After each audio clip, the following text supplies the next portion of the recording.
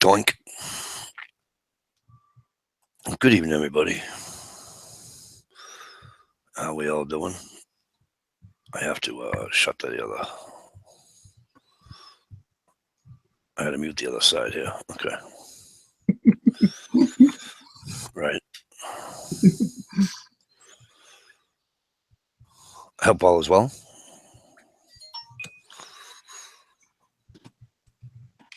We have. Let me.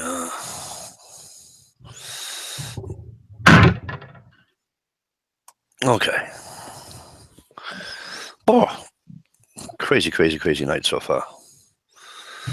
So far, Stevie's with us. And No Stranger YouTube's Working Class wasn't with us. And I got a bunch of other invites out, just waiting on them to come in. So, hope all is well with everybody. What are you guys up to? Anything good? Stevie, Mr. Ed? Yakking on the chat. Always staying out of trouble. Always. I'm Mr. Goody Two Shoes. Right. Just fishing. Just fishing. That sounds like fun. I saw on Instagram you got a couple of white perch there. A couple, yeah. We caught. They started coming in pretty good, but I caught 3 of them that were 2.5 pounds. Pretty good size. Really? Yeah. Nice. Cool. They're really big this year. Yeah. We'll save a couple so I can, when I go up there, I might be able to catch one. I haven't caught a white perch since I was about freaking 10. So. Well, we'll catch those right out front here, but. It's been a long time, and the lake that I'm on doesn't even have them in there anymore.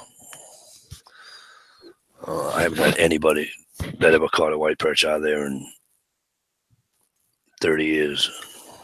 Well, we got this lake right here is full of them. Yeah. We'll go out this summer and catch some guaranteed. Explain a white perch to me. I don't think I have ever seen one. You Instagram, Steve? No. Oh. Steve, you're not on Instagram? Isn't that pitiful? My darn flip phone just won't get it. It's actually, the funny thing is about a perch is actually a bass, and a largemouth bass is technically a perch. Right. I don't know why that is, but they kind of resemble a hybrid striper in a lot of ways. I don't know. There's pictures of them everywhere. Best eating fish in the lake. Right on. Yep. All right. Yeah. Let me do a quick rundown. I don't know what's going on here. I can't go all the way back to the top. I know Dish was first because her and I were talking about Aaron Hernandez and Robin Williams hanging around up in heaven together. Oily Prepper, how are you? I'm sorry, Oily's Humbly Home, a.k.a. Oily Prepper, how are you? 39 Camper, Daryl, I sent it to your inbox. Your, what do you call it, inbox? Your YouTube inbox. Look in your spam. Prep and do endure, how are you, sir? Good to see you. Of course, Stevie and Working Class Wisdom's in here with me, obviously. Michelle just playing. Where are the losers at? Very nice, young lady. Not very nice at all. How are you?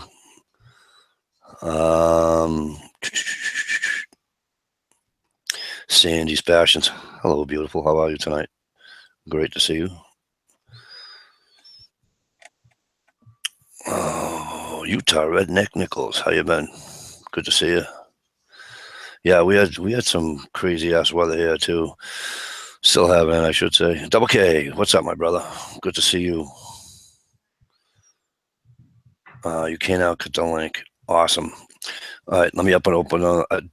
Daryl, you're not on my Facebook. I thought you were, but you're not. I got to figure out a way how to get you in here.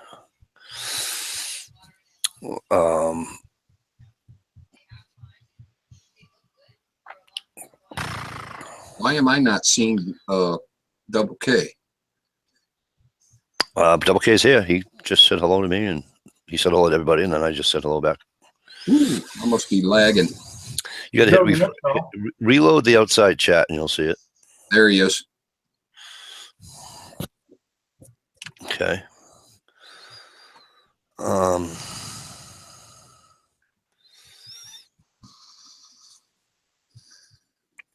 Hang on, Daryl. I'm trying. Yeah, so I haven't.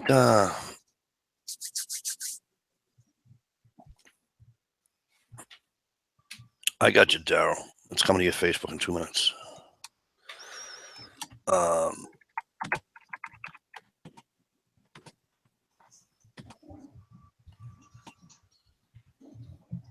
I haven't gone fishing. I just haven't had the time.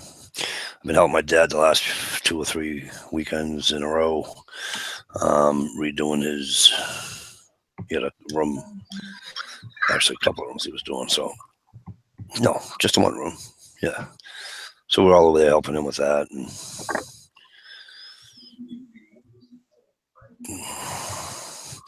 so that took up some of my time because I actually wanted to go salmon fishing with a certain gentleman from New Hampshire.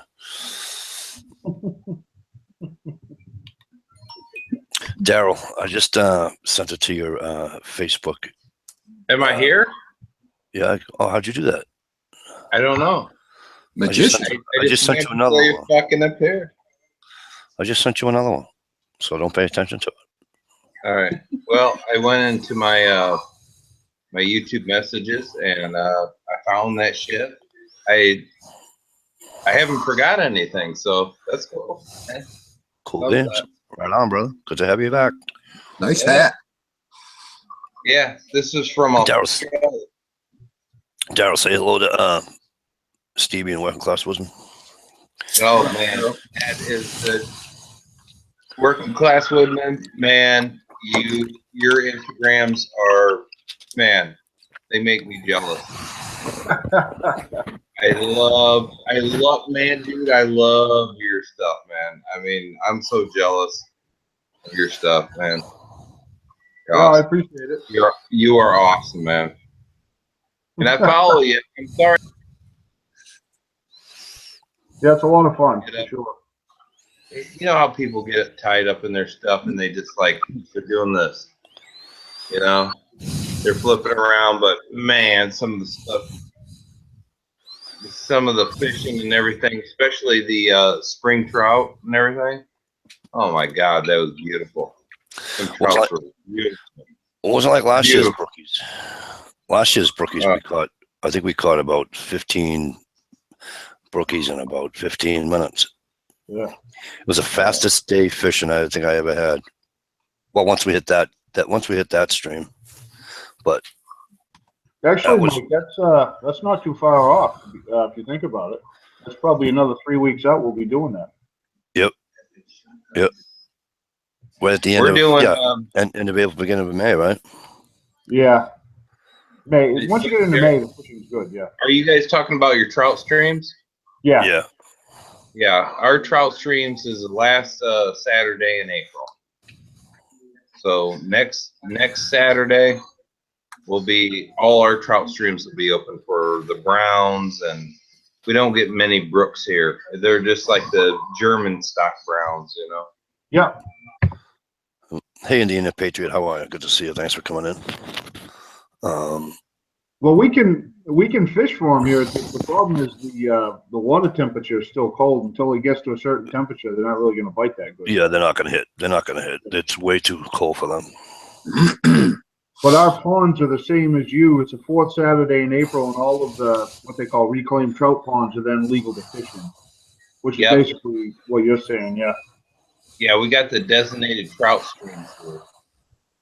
They're like designated trout streams, and they're like, you know, you can fish in them, you can do whatever, but you can't keep anything out of it. But last Saturday in April, that's when they open up, and that's when you can keep all the browns. And it's pretty much just the browns, you know. I didn't know you texted me. It's been a long day. Sorry. You still working FedEx, Mike? Yeah, I got home about 8:30. I worked my full-time job today. I was stuck in the warehouse, and it's slow, so it's like noontime, and I'm just standing there doing nothing. And I looked at the boss. He looked at me, and I'm like, "Have we got 5 more hours of this bullshit?" I go, "When are you gonna start sending people home?" You go home before lunch. I said, "Yeah, yeah, leave at 1." I'm like, "Thank you." Left at 5 of. Got home at 25 past. I was sleeping by 1:35, and I woke up at 10 minutes of 5 to go to FedEx. Yeah. Isn't that something? I didn't fall asleep last night till about 3:30. So Yeah, but it's funny though, when you come home, you get all these bright ideas. You come home and sit down in the chair, and it's like next thing you know, it's supper time. You know? Yeah. Yep. Boom. Yep. Hey, Mike, you know What's what? up? What's up, buddy? This is the first time I've been on a live chat in probably almost a year and a half. No, weren't you on with us right at Thanksgiving, or right after Thanksgiving? I may have been in the comments and everything, but I haven't really gotten a live chat or did anything with anybody for like probably about a year and a half. Oh, I know that. That's why, because you told me at one time that was date night with you and the missus. Oh yeah. So I never. But the missus is done passed out, so I'm like, I want to get on a live chat. I've been missing this stuff. Right. Man. Got any camping trips coming up or anything going on, Daryl? Yeah, actually, I'm going up to northern Michigan. Well, mid Michigan. It's the Manistee River, and it's a Manistee River trip. It's like 10 miles up, and then about 10 miles down, about 22 miles. It's a round trip, backpack trip. But I got a special guest coming with me, and he's a really big YouTuber, and I don't want to exclose the name right now until after the video. But I already know the name. Haha. huh? I already know the name. Haha. Do you? Yep. Okay. I'll write his name. I'll write his name in the internal. Huh? I'll write his name in the internal. How do I do that? You know how to get back into the internal chat? No, Mike, it's been so long for me. All right. Here you go. There you go. All right. Here, I'm in an intern. No. Because he said he was going with you, and and MI. No, I'm talking a huge YouTuber. Oh, all right. You're doing one of those guys? I switch with those guys. They're cool people. Don't you worry about it.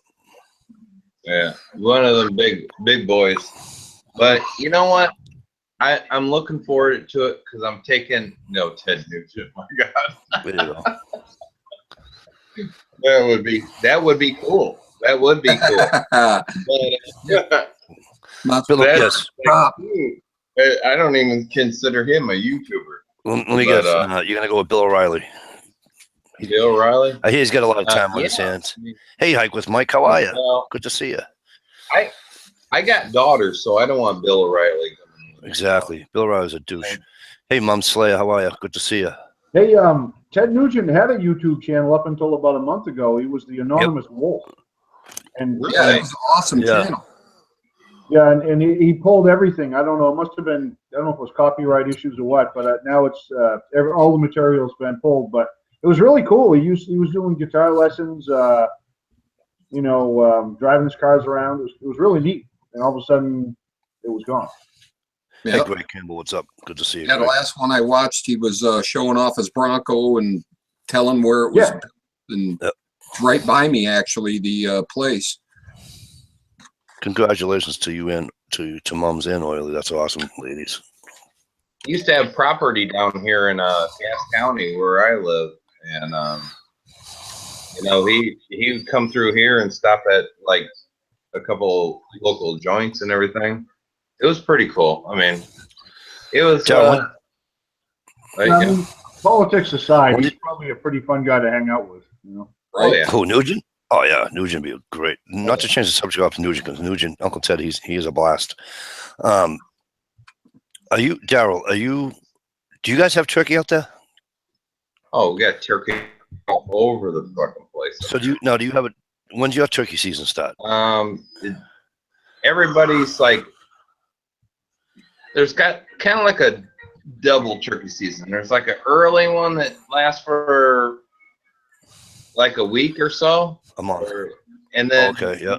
you got the late one that lasts for like all of May, you know. Oh, see, we have that's private land. The private land. We get the month of May. We get the month of May, and then we got. And I think I only got 2 weeks in November. I can't even keep up with.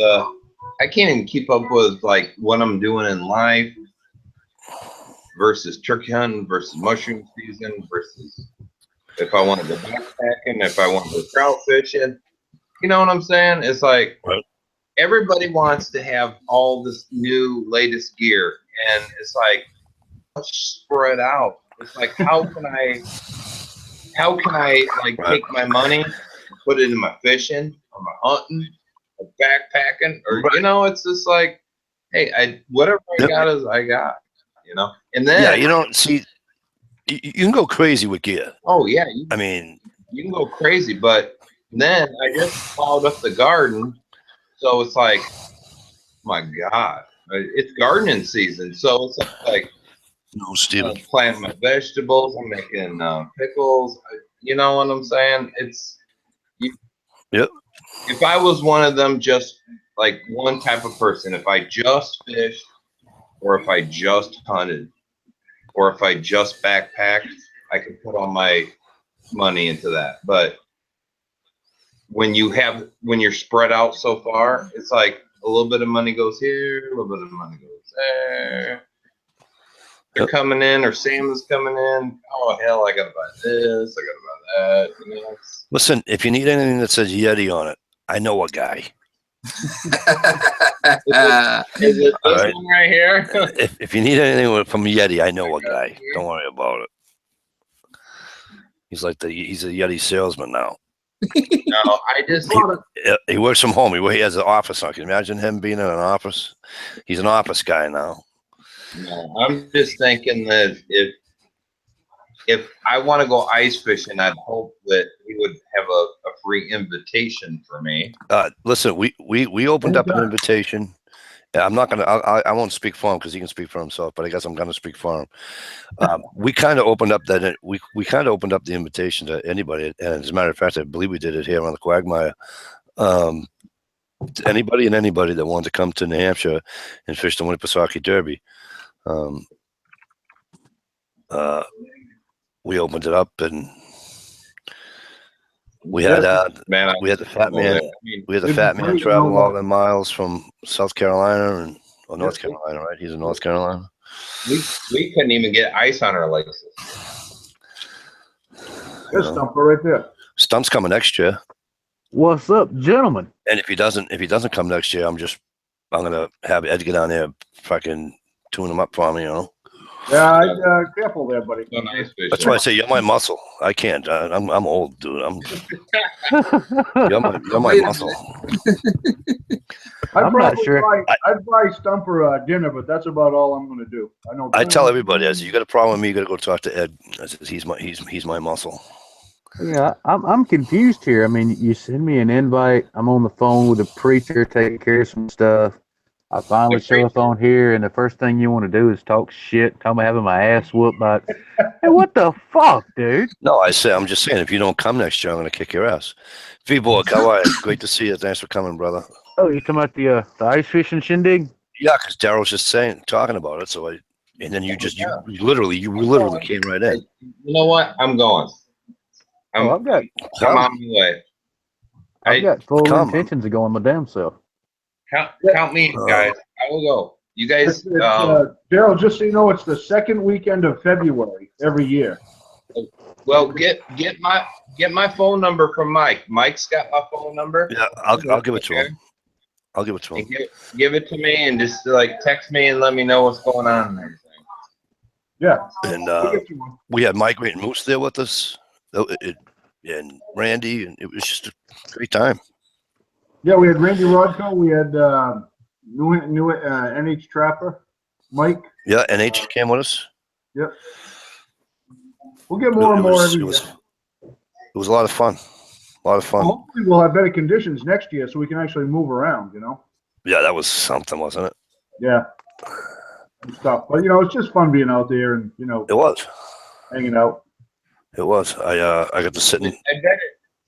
Wasn't it fun meeting a fat man out there on the ice? I mean, Yeah. come on. That's. Come on. He doesn't even know anything about that shit, man. Was that Yeah, fun? Dude, I shit my pants when I saw him. Really?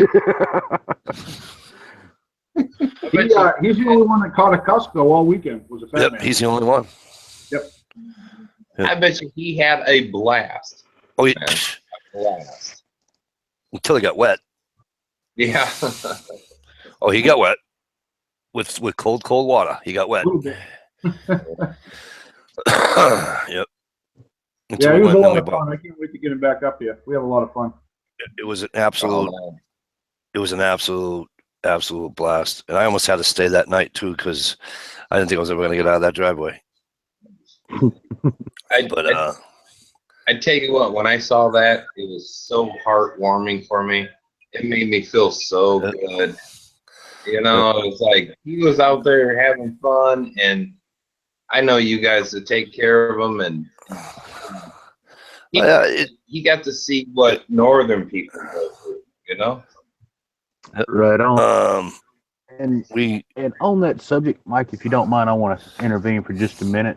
go ahead. Because It's all good. me and Chad, and I call him Bubba, we're on the phone kind of regular. And we were talking about it shortly after he finally made it home from that little excursion up there.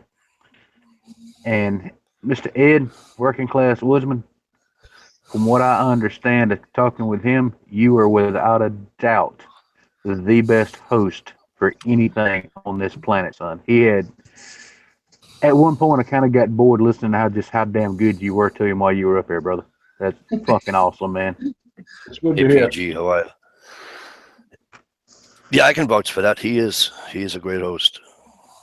And he's a great cook too, man. He can't cook with the shit. Don't listen about that shit. I've had his food.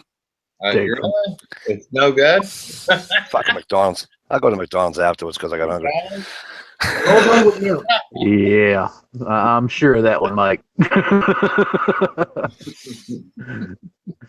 I've seen that man, on Instagram, plates fixed or cooking stuff that I ain't ever heard of. I'm like, God Almighty, I want to try that. For two things you're gonna understand, Darryl, right? When you do any ice fishing with working class woodsmen, two things you're not gonna have to worry about. You're not gonna have to worry about being cold. Okay, number one, you're not gonna be cold. Number two, you're not gonna be hungry. Oh yeah, that's the way we are here, and that's the way we are in Michigan. It's like, And you're gonna laugh your nuts off. if you go home hungry, that's your own fault. Right on. But man, I tell you what, that ice fishing stuff that you do, Ed, man, that's I love it. I love it. I know I don't comment a lot, but man, that is such good stuff, That's man. cool. Like I say, all seriousness, put it in the back of your mind and think about it. Next winter, plan on coming out and spending as much time as you can, whatever. But we'll get some holes through the ice and we'll get onto some fish. Yeah, I think I'm Love staying. to have it.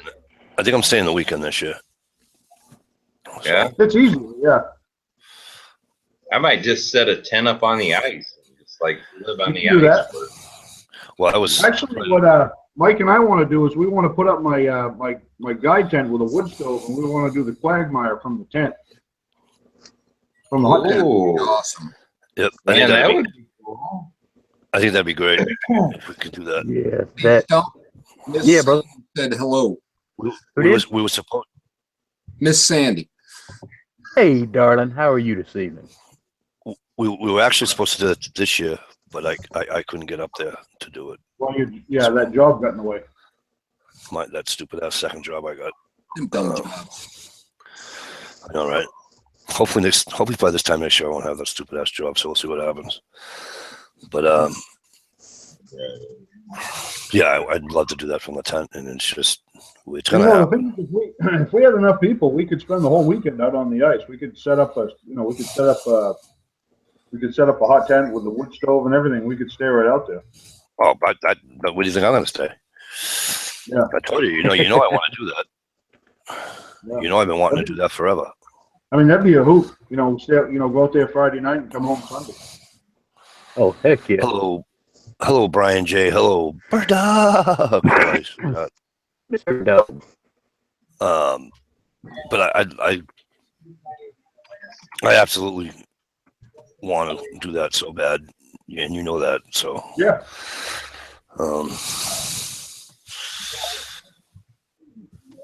I think that'll be an absolute blast.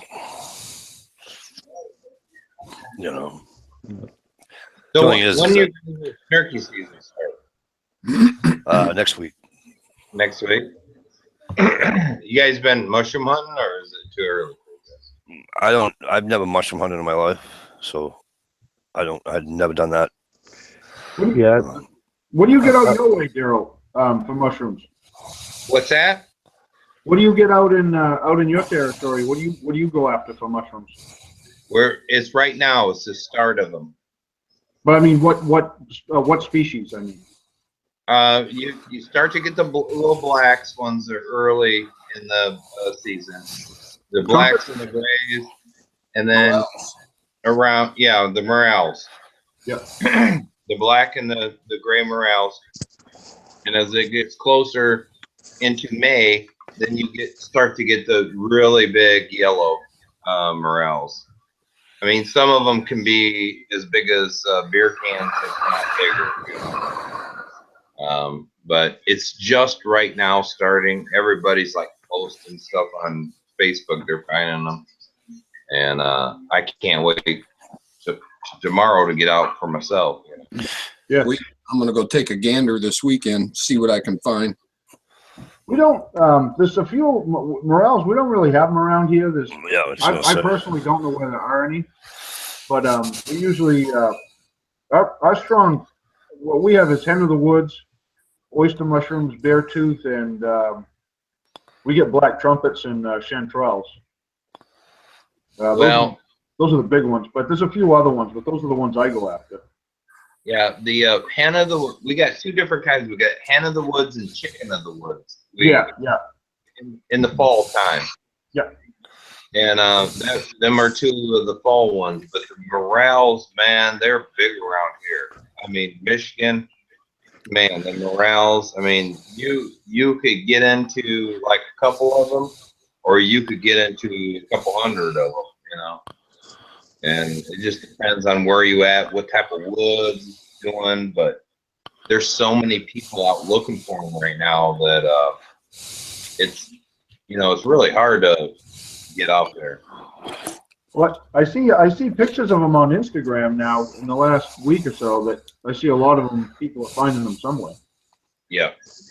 And I'm gonna get out tomorrow, and hopefully one of my pictures is gonna be on Instagram tomorrow. Yeah, now I'm following you right on Instagram. Yeah. Yep. 39 Yep. Camper. Yeah. Yep. Yeah. But hopefully I'll have some on there, man. I mean, if not, that's just what happens, Somewhat, we got mushroom season really depends on the woods you're in, because there's people out there that have their woods and they know when the early stuff comes, when the late stuff comes, and everything like that. But for a lot of us that just are going out there and hunting, it's a play by ear. So we still got until Mother's Day or whatever through May. Yeah, they kind of follow the lilacs. Yeah. I love lilacs. I love the smell of those lilacs. Yep. Yeah, I was just checking. I just wanted to double check. I do follow you. I remember there was something you did a while back. I think it was a gun or something where I commented on. But anyway. Oh yeah, this one here. Your Mosin Nagant that you got. Well, that was a friend of mine's gun. I've never shot one of them things. Oh, okay. And we come over and we shot one evening, and I shot that Mosin. And I'm telling you what, man, that was a really awesome evening shooting that thing, man. That Mosin was it was on spot, you know, with iron sights. It's amazing. It was an amazing gun. They're quite a rifle in their day. Yeah. Oh yeah. It was like my buddies will bring over different guns, different ARs, different stuff like that. We'll shoot because I got the acreage I got to set up, and a lot of my friends don't. They don't. I have nowhere to shoot, so Yep. they'll want to come out and shoot, and we'll shoot some stuff. And man, that Mosin, that was a really cool life. I think I consider it like a life experience to shoot something like that, because I really felt back in the day when they had to like rack that round and everything. Yeah. I think I know someone. I think I know someone has a pink Mosin, but I forget. I have seen a picture of one. It's got a pink rack too, but just saying. Yeah, you look that Mosin will break some shit down, man. When you hit something with that sumbitch. Yeah, that's a seven. It's a 7.62 39 by 54. Oh, it is the 54. So it's a 30. It's an 06. Big dog. Yeah. Yeah. Ouch. By 50. Well, they say 54R, but because it has a rim. Because it has a rim cartridge. Yeah. Yep. Yeah. That thing will give your shoulder a real nice push too. Oh man, because it's a single shot, man, and it's so loud, and it will just bust apart. I just wanted a few holes in my burn barrel so I could do my trash can shout outs, but I got way too many freaking holes in my trash can right now. Actually, I gotta backpedal a second. It's not. That's the 06 is the 57. The 54 is the Dragunov and the Mosin. I always get those two mixed up. Yeah.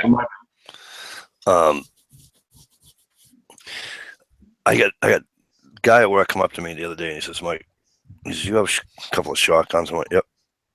He says, "Well, I have this shotgun," and he showed me a picture that he posted on Facebook. And it's a Remington and Sons, or Remington, whatever Remington was before it was Remington. It was like Remington and Sons or Remington and whatever, more than 100 years ago. Right.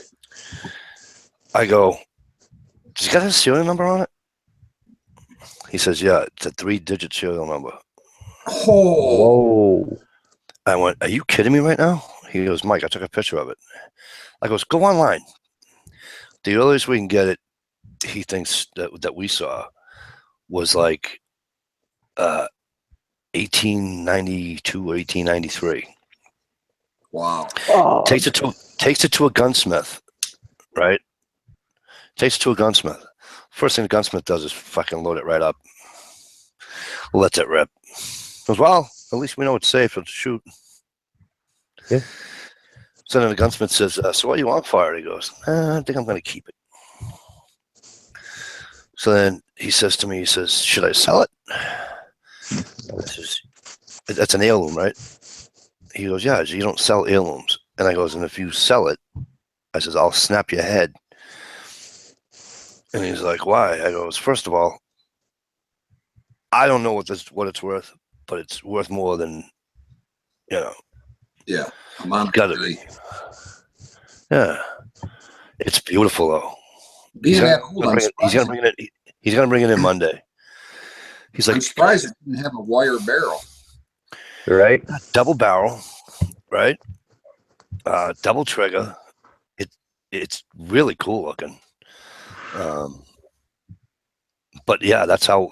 Can you imagine? That's how, and it's still fight, and it's still fired, and the barrel was fine. It didn't, the barrel didn't split in two or anything like that. Well, that's a hell of a way to test it. No shit, right? Right. I said to him, I said to him, I go, did you look at it and make sure there was no stress fractures in it or anything like that?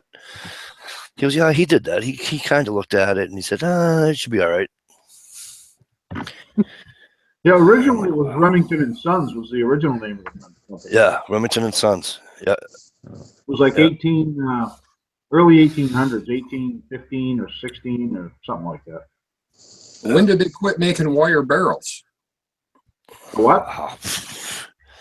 They used to make barrels out of wire. They would take a stick, wrap wire around it, and then silver solder the whole thing. Now, is that called a Damascus barrel or no? Well, Damascus barrel is twisted steel. Right. The old wire barrels, like you're talking about, that's what I've always heard them called, were solder wire or either wire barrels. And Right. But the Damascus is a flat steel, and they twisted it around a rod. A mandrel. Yeah. Yeah, Right. but you can't shoot. You can only shoot black. Well, as you know, you can only shoot black powder out of those. You can't shoot. Yeah, low pressure. Yeah. The wire barrels, I mean, don't hold me to it like it's the gospel, but I think they pretty much disappeared in the 1870s, 1880s. I mean, I don't think there's any in existence anymore. I mean, I've never laid eyes on one personally, They went out with the matchlocks, didn't they? Probably, yeah. Yeah. I think some of the original camel guns were wire twist barrels too. If you've ever seen one of those. But I That's just the think that only was way. good. They had no way to manipulate steel, and it's the only way they could actually make guns over there back then. Right. Okay. Yeah. Hey, you guys want to see the new addition to the family? Yep. Hang on one sec, Groovy. Good to see you, Groove. Come in here. I sent you a thing, Groove. Bird Dog, how are you? This is Go ahead, Daryl. there you- Check them out. Oh, did you get him today? This is Buddy. He's a 2-year-old. He's a 2-year-old pit bull, and he was rescued from a family in the town north of me, and they had a bunch of dogs, and they were just trying to find him a good family. And man, he's such a good dog, man. Cool. Such a good dog. My daughter Good was looking pup. Right on. So I thought I would share him with you guys while I had the chance, because man, There you go. Roxanne, you guys probably all know Roxanne from my videos. Right. And she is nothing but still a bitch, man. I mean, Most females are. Hey, that- most females are. So that's everybody call 'em told bitch. me. Everybody told me to get her fixed before, or heck, everybody told me to let her have a set of puppies before I got her fixed. I'm like, well, I'm telling you what, she is just an honorious ass. She's in there sleeping right now, but if she was out here, my damn computer would be overstocked. I mean, she's still the same old ornery bitch that she was when she was a puppy. Yep. Damn. She was like, if you're not Kinda paying like- attention to me, nobody's paying attention to you. Yeah, kind of like that's why you don't cut a dog's nuts off when he's fucking, 10 years old. You do it when he's like fucking, Right. But buddy here, I pay. I give him $80. I was like, I'll give you $80 for him, and man, he's just been such a good dog, man. I'm telling you what, I mean, yeah, my kid. he had spots around his neck where you could tell that they kept him on a chain and everything. And I'm like, My kid brother felt bad for his English Mastiff, so I think he's alone. He says. Yep. So him and his wife took my kid with him. And then my nephew went, so the four of them drove down to Virginia from Massachusetts to go get another English Mastiff. Nice. So the oldest one, he's like, I don't know, probably was about 2 1/4. This one, Bruin, he's still a puppy, but he weighs about 50 pounds. You know? And I'm like, you got to be kidding. And the problem is that the larger one thinks it's a lap dog to begin with. So you be sitting on the couch and all of a sudden you get this 225-pound freaking animal just decide that he wants to lay on you. Yep. A good friend of mine used to have one. It's interesting to walk through the door and here's a dog that can come running up to you, shakes the whole house when he fucking runs. Stop in front of you. Like most dogs, they'll rear up unless they've been taught not to. Put their front feet on you. Put their hands on you. Want to get the head petted. Yeah, Bear, when he would do that shit, he would lay his wrist on the tops of your shoulders and look you eyeball to nostril. Right. It makes you sit there and think for a second. Damn, this thing could turn me into a turd if it wanted to. Right. That's the way he is. That's the way Buddy is. And then Missy will take him for a walk down the street. And then you got an Amish, the Amish buggies that Yeah.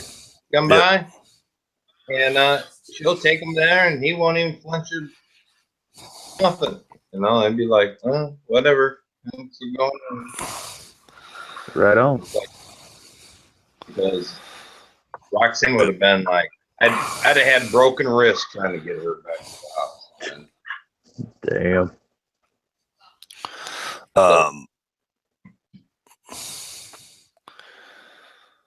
Has anybody, not to change the subject, but you know me, I'm gonna. Just so long as you're not going to tell a short story, we're all good. Michelle, relax, will you? Ooh, ow. Oh yeah, the two of them. Let me tell you something. So I saw this the other day. Yes, last night I heard about it on the radio. I think on the way home. Groovy.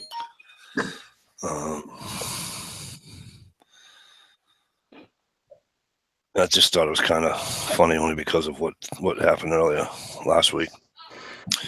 Russian planes are buzzing Alaska 4 nights in a row this week. Yep.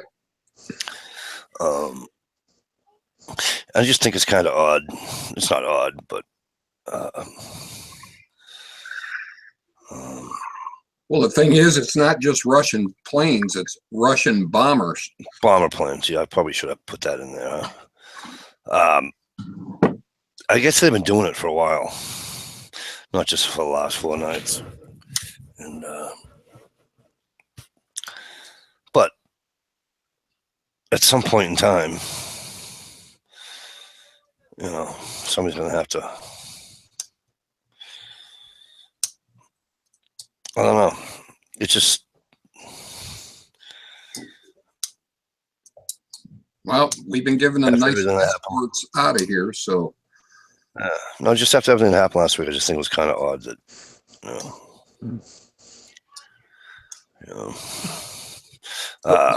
stories. Did Groove make it in here? Go ahead. Yeah, he's here.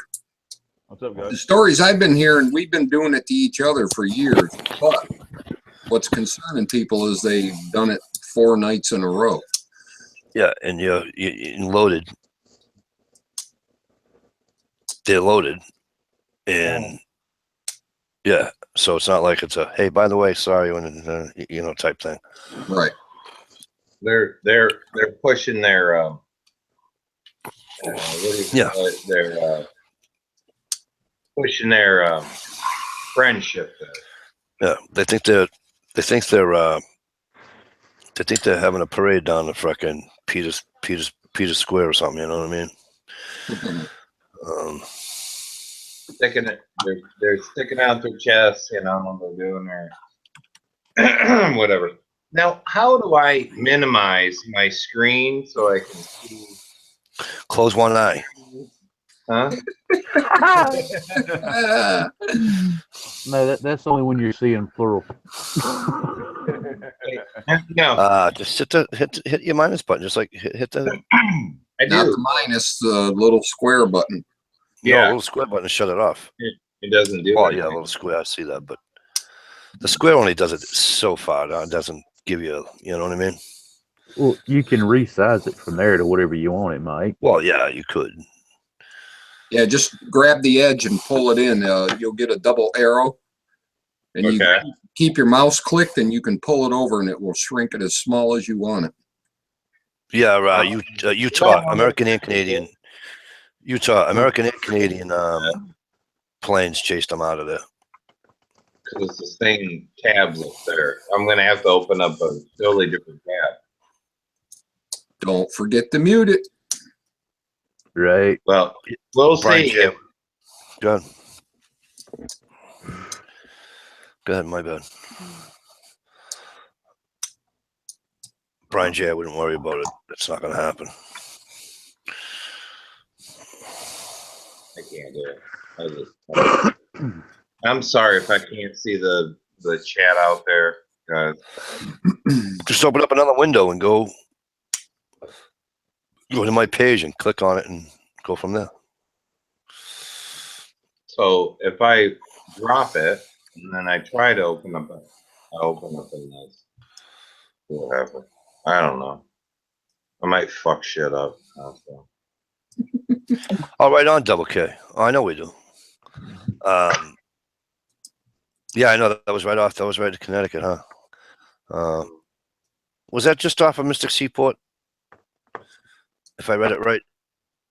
Oh, excuse me, if I heard right. Double K. For all you hockey fans out there, the Boston Bruins have tied up the game with the Ottawa Senators 2-2. They are now in overtime. Cool.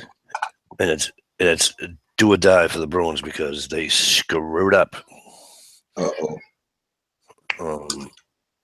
Yeah, the Ottawa's leading the series 3-1. So.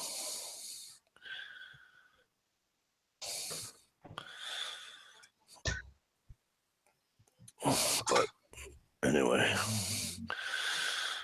Gear Griden, did you just really say that? Gear Griden, would you like your wrench taken away? I'll have to get Michelle a dish back in and so they can show me how to take wrenches away. Wow. Apparently they're pretty good at that shit. So, Dish, how do you do it? Damn it, boy. Dish wants to know, when is the giveaway, Mike? The Condor Butch Law you're giving away. I did a giveaway a couple of weeks ago there. I gave away 2 Spydicos. Yeah, the Bush Lore is actually a pretty damn good knife, by the way. Yeah, that's an excellent. I'll tell you what, Dish, you mail me yours. Actually, Dish, you know what? Don't mail me yours. You're going to use it. Mail me Johnny's. Mike, Damn. speaking of knives, I got a new little knife that I'm kind of jazzed out with. There's one of them. Yeah, what do you got? Right on. You know what that is? Hang on. Let me click on you there, bud. What is that? It looks like an old. Hey, that's a Marlin spike, like a Yes, real it one. It's made by the Colonial Knife Company out of Rhode Island, made in USA, and it has Yeah. a Marlin spike, as you pointed out, and it locks, and the what they call a shackle key. Yeah. You know, the top. That's how you release it. But I've been using it to kill my fish, my salmon. Right on. Yeah, so it's my new favorite knife. Huh? Nice. That's pretty cool. Hell yeah. If you've ever tried to, get, I do a lot of work with ropes and stuff, and you get knots you can't get out. That thing will get the knot right out. Yeah, And it's, it's half serrated. Really? For cutting rope, It's got that old timer look to it. I see that it's got the old timer look to it, huh? Yeah. Yeah, it's a rigging knife is what it is, but Yeah. it's like my new favorite knife. I want to see some fancy rope braiding videos with that spike. I can do it now. I got the Marlin spike. There you go. Yeah. I'll have to work on that, Steve. Well, you've got one of the 3 tools you need now, so the other 2 you can easily make. You know, little homemade wooden mallets. There you go. That's a good idea. Heck yeah, man. Yeah. That's something, you know, a lot of knives nowadays, you know, they advertise, oh, it's got a marlin spike on it. The fuck it don't. A marlin spike's supposed to be round, have some meat to it, tapers down, you know, distal taper, not a flat piece of metal with a sharp edge and a hole stuck through it. That's either a screwdriver or an oyster knife, one or the other. Yeah.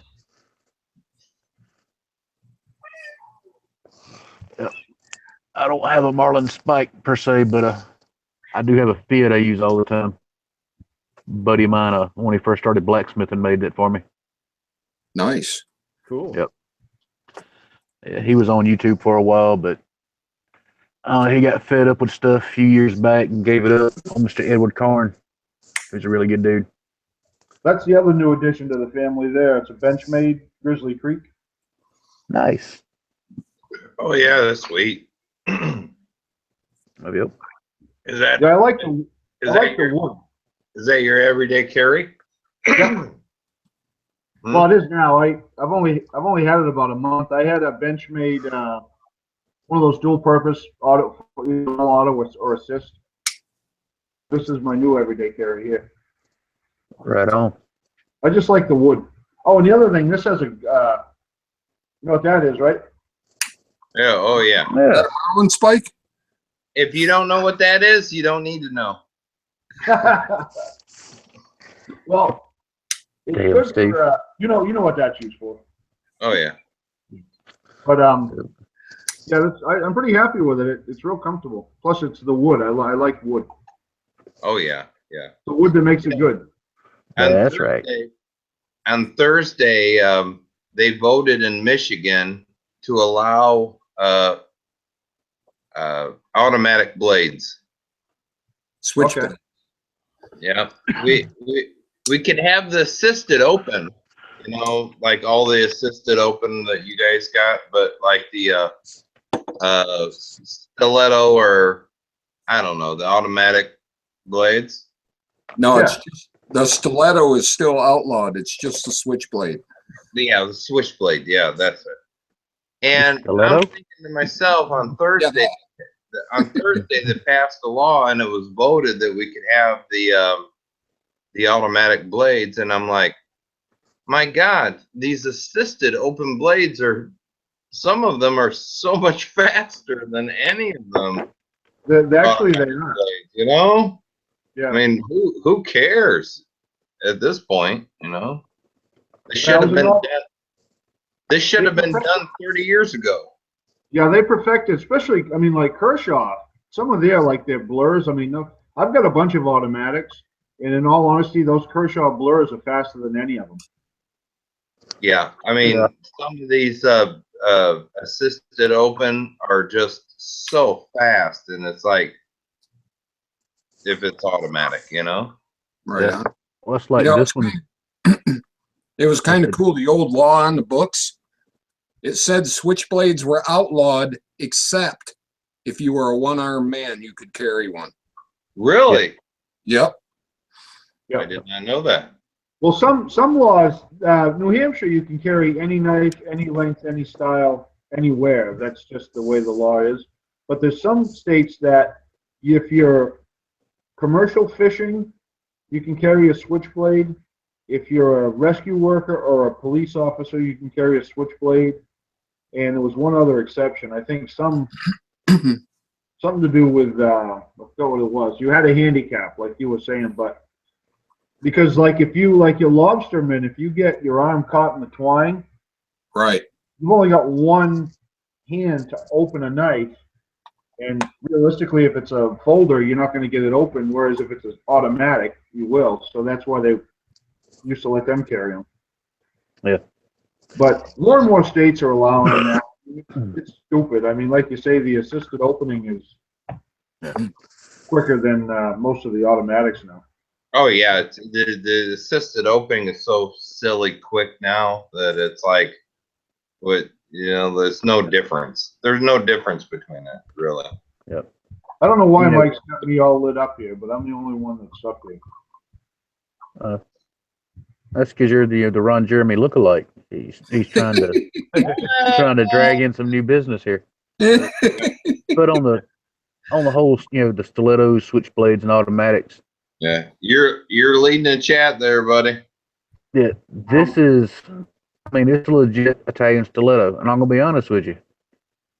This thing has one purpose in life and one purpose only. Yeah. That's to stab something. Yeah. Yep. It's probably the shittiest cutting edge, even after you sharpen it. I mean, it's useless as a knife. That's Yep. made to lance somebody's lung or perforate their heart. That's all these things are good for. That's designed to go straight through a rib cage. That's all that's for. Yeah. Yep.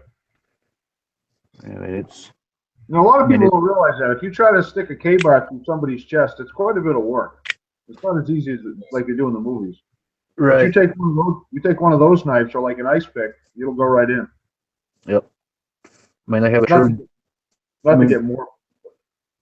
Yeah, I mean, you're right. I mean, they've got a true distal taper. I mean, they're way thinner as they come out. Yeah. The blade is actually a diamond profile. I mean, it's designed to have the least amount of resistance possible going into something. Yeah. And, like you were just saying, not to sound morbid, that right there lets the person that you're having an issue with know from the get-go that you got it. So there's no element of surprise to it. I mean, just because the blade comes out in a hurry, if they got half-ass decent reflexes, you still got a fight on your hands you probably don't want to be messing with. And then, we shouldn't be like, okay, we can't have that knife, but we can have a Kershaw that's like 3 times as fast. You know what I'm saying? Yeah. I mean, come on, that's just silly. I mean, it's like these were the days when people thought that, we don't need no more violence. It's like, shit, there's already violence here. I mean, who's going to protect who from who? Right on. That's why we carry guns and everything now, is because the government ain't going to frickin' protect us from shit. Right on. They're not. I mean, they're going to protect us from a certain amount of shit, but I tell you what, why you're sitting there fucking screaming for the fucking police to come in, and 20 minutes, 30 minutes, 45 minutes have gone by. That motherfucker already fucking got in your fucking house and did shit. Yeah. That's why we carry guns. That's why we carry knives, and that's why we do what we do, is because we know that them police ain't going to be there. They're not going to be there. Their job is to figure out who done it and to clean up the mess. Yes, exactly. And write it on a piece of paper. Right. Hey, Mike, can you bring up stuff so we can show that stiletto he was just trying to show everybody? Oh, you want to see that again? Yeah. Yeah. Well, yeah. Now you got the screen. There you go. Oh yeah, there you go. That is a beauty, though. Yep, you got to do a little Snapchat on it. Come on, do a little Snapchat on it. Snap what? Is that a bone handle? Yeah. Yeah. This one in particular is way older than I am. Click it open though. I mean, like, do it. Do the dude. Yeah, there you go. Oh yeah. You get It's got a giddy. It's got a good enough spring in it. It'll actually recoil itself just a little bit. I mean, you can watch it jump. Yeah. That's awesome, man. Yeah, she stays here on the desk, and I keep it open just to keep the tension off the spring. I mean, I know keeping the tension on it don't weaken it none, but hell, I figure, why keep it stressed out? But yeah, in a knife fight, as far as a blade to deploy on its own, I'd be way more scared of somebody with something like that. An actual knife that's made to cut instead of one that's made to poke. Yeah. I know. I mean, in these new assisted blades are so fast. Some of them are just so quick, man. Oh yeah, And razor sharp, man. yeah, Even that the, little Kershaw leak will outrun that stiletto all day long as far as deploying. There you go. Hell yeah. This one, just like Stumpa's, only it's the white one. Right on.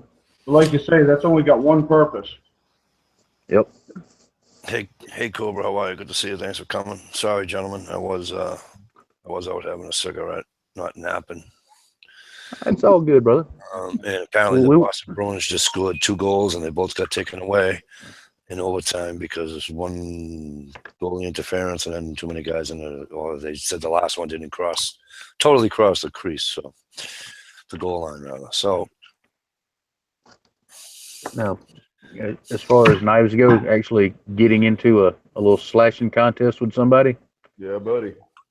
that's one of my favorites. hang on a second. Oh, Tonto. Yeah. Yep. Go ahead. Well, That's one of those knives that from the world I come from, it's what we would commonly refer to as disposable. I mean, they're not that expensive. They do the job very well, and they don't float.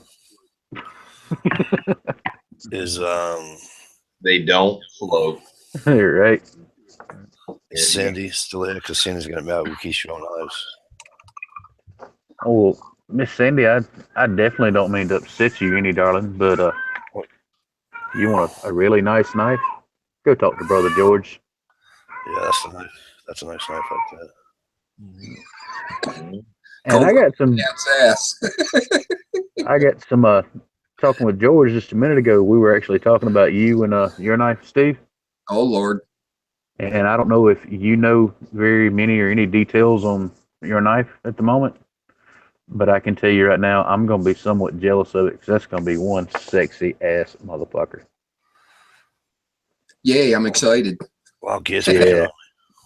picking on me. Gear, what's up? You're picking on me, Gear. You know I'm sensitive, buddy. Did this ever answer me? What, on how to take away Gear's wrench? I don't know. I don't have the external. No. She knows how to do that. Hey, Philly. Philly, how the hell are you? You still here, Phil? Oh, he's probably went to bed. He's old. The Guido. Yeah. Well, dude's good with the guitar, too. Yeah. Philly? Fuck Yeah. yeah, Philly can play the guitar. Philly You know, can. sexy knives. Yeah. Everybody else is showing. I Hang was on a waiting second. on this Jesus thing to Christ, come you're really out. killing me with these fucking. Hang on a second there, kid. Oh, hell yeah. Hang on. Thing is sweet. Oh yeah, that's the one I just saw in your video. Right? Gonzo carbon fiber. Did you learn how to open it yet? Yeah, my fucking thumb hurts. Right. You can take some of that pressure from opening off by loosening that pivot just a wee little bitty bit. I've been tweaking it back and forth. A minute crank too much, and you start getting that side to side wiggle. Yeah. I won't say a word. Go ahead. So I'll loosen it and play with it, and then I'll tighten it back up and play with it till I get her broke in a little bit. But it's starting to get pretty smooth. Sound like Hell yeah. up there somewhere. Yeah. Oh, there's several jokes there. What's your YouTube channel? Do what? What's your YouTube channel? Me? Yeah. Stalker Steve. Dr. Steve. 2 words. Yeah. Two words. Dr. Steve. Yeah, and when he makes a video and you comment on it, it's kind of iffy if you get a response. I mean, you will get one, but sometimes it's like 2 or 3 minutes. Sometimes it's 2 or 3 days, and when it's longer like it, you get the little email or whatever. Steve replied to this, and you got to go back and watch the video to figure out what the hell you said for his response to make sense. I'm sorry, Sandy. It's not my. Hey. You know what? And I apologize because that's me too. I mean, sometimes, I'm just like, I'll make a video because it's fun to do, you know, fun to share. And then like 3 or 4 days later, you don't even know what somebody's commenting about. It doesn't show up in your like your email or whatever, and they're like, "Hey, that's very cool." And it's like, "What? What's very cool?" Right. Yep. Well, now YouTube screwed up, and when I make a reply, Yeah. and then I go back the next day and look at my video, you know, and check them again, all my replies were gone. Yes, mine too. Wow. It's like, what Exactly. the hell? Exactly. I'll reply to a bunch of them, and I can't figure out who I replied to and who I didn't reply to. Exactly. And I think Wow. it's on my phone because I don't use my computer that much to, like, you know, comment. It's all on my phone.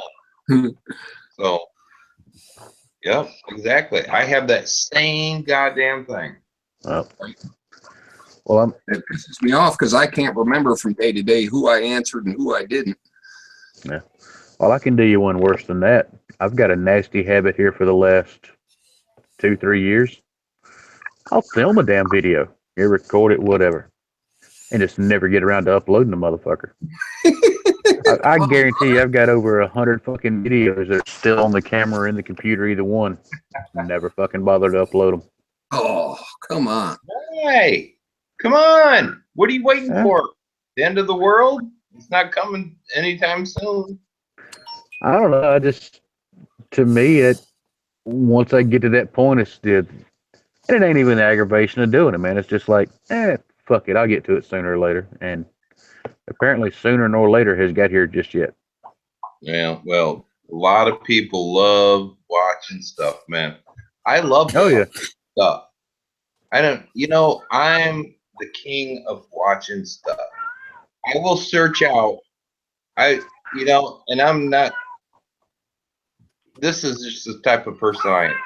I love to search out them channels that are like 10 subscribers, whatever.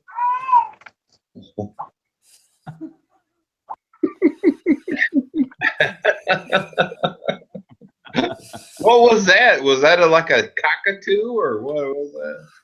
Somebody's cat in heat. Shoot it. Exactly. That fucking spastic, psychotic, half satanic Siamese cat we've got. Shoot it. The bitch has truly earned her nickname of Lucifer instead of Lucy. She's calmed down a little in the last few years, but when my daughter lived here, especially when she was younger, she'd come walking through the house and little Lucifer there would come flying out from under the couch or recliner or something, jump up on her, latch in with all 4 feet, claws out, bite the shit out of her, shake like hell, then let go and run back up under the fucking couch. That cat attacks everybody in this house but me. Wow. The first time she tried to jump on my ass, I caught her in midair, and when she realized that gravity did still work, she wasn't gonna fly forever. She calmed her ass down with me. I gotta catch up on frickin' videos. This is horrendous. Just wait till I bother to start uploading all the shit I've recorded and hadn't uploaded. Sweet. I got a pizza in the fridge. I'll do a binge day. You might need more than one pizza, brother.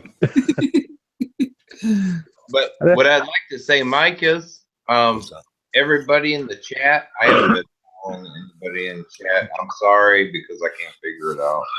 But if you see people in the chat that you don't know, click on their channel, man. Check them out, sub them, give them a like, you know? Right on. Me too, Dish. Yep. I'll be real honest with you. As far as my channel goes, it's mostly a fairly inebriated most of the time big white boy with long hair. It just likes to be outside, killing shit, shooting shit, stuff like that. Well, then our channels are exactly the same. Yep. Groove, say hello to Groove. Man. Yeah. Groove, say hello to your girlfriend out there, will you? Hey, sweetheart, how you doing? How's that? See, call him later. Send a naked picture to him later. Now, did anybody other than myself notice how smoothly he handled that? He didn't bother to ask which one, even though there's multiple. Right. Just generalized honey or sugar darling deer or whatever. Just covered all the bases at one time. There you go. Smart man. No, Cobra, it's all good. I haven't seen. I got one of my best friends here on the panel, and I haven't seen his last 4 fucking videos because, of course, he does like 2 videos a fucking day, but I haven't seen like his last 4 videos, and it pisses me off. But I only have like a day and a half to watch all these videos. Not even, you know what I mean? I get home too late at night to watch them, so.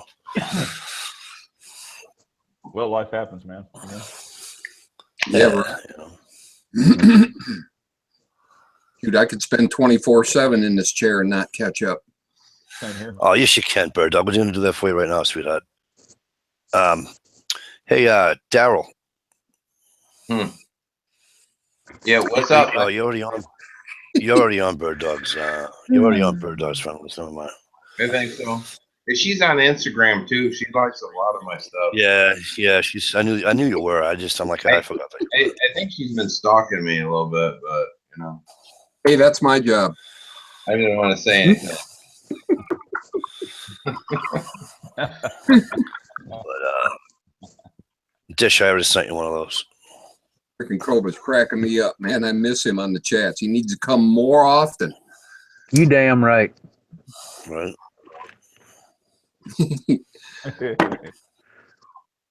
God, man, Jesus, a lot of wrenches out there. I remember watching Cobra's videos all the way back to the days when he was playing around those polymer lowers and blew one up in a dirt pit somewhere. Right on. He's a good dude. Stalking Bird Dog.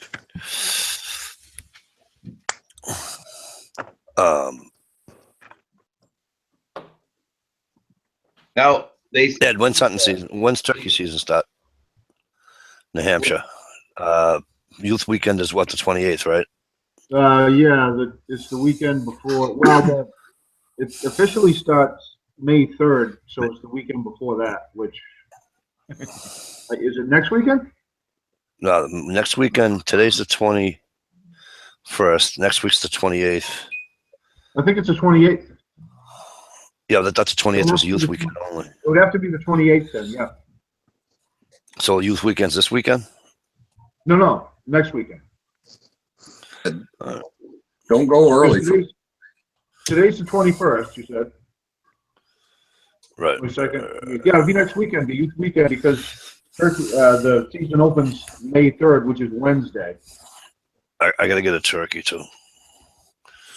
So y'all season hadn't even opened yet. Wow.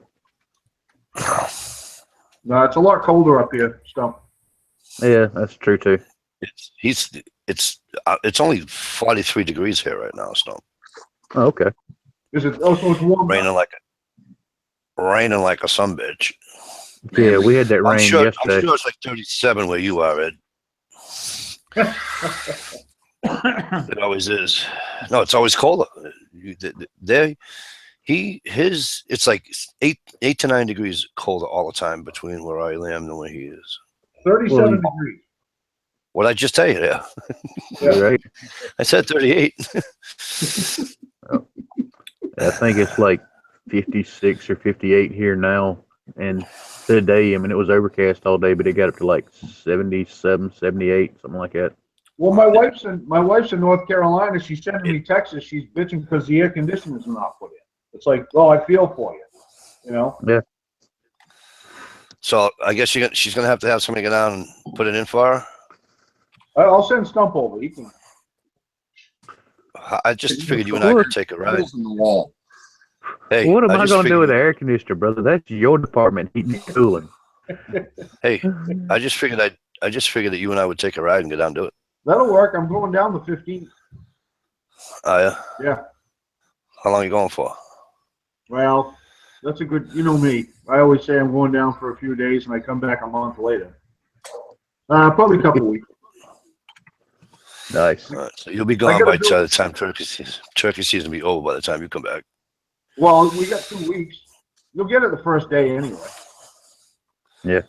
But Yeah, if you want to farm. no, we'll get it. We'll get a turkey. I'll get turkey opening day. You'll see. Hey, you know what I say to that? That's what I say to that. You can still once you get yours, you can still that first day.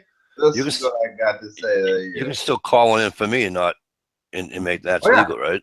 Yeah. Okay. No, I can call for you. Yeah, I can do that, absolutely.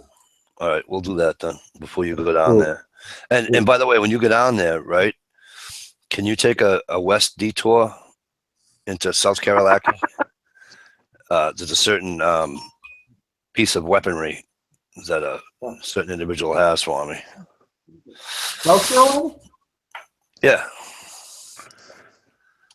I thought Stump was in North Carolina. No, I'm in South Carolina. And that particular firearm that you're talking about, Mike, is actually on the bench in the shop right now. Tore down in about 600 pieces. What did you do to my weapon? Well, you know, every once in a while, parts need to be replaced. You know, that happens when you actually use your guns. Well, mass compliant the fucker. Don't fucking... I'll tell you now, that trigger's nowhere near mass compliant. I mean, no fucking where near. About the trigger. But I'll have that change out the trigger.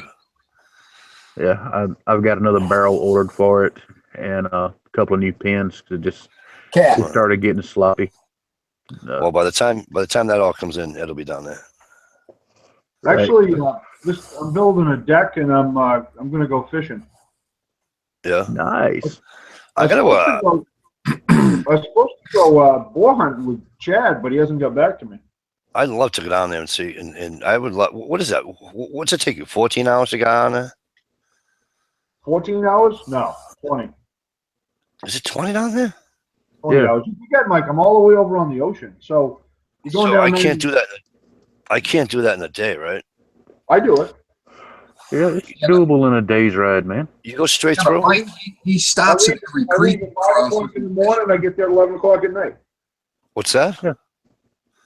I Say leave that here again? at 5 o'clock in the morning, I get there at 11 o'clock at night. Really? Yep.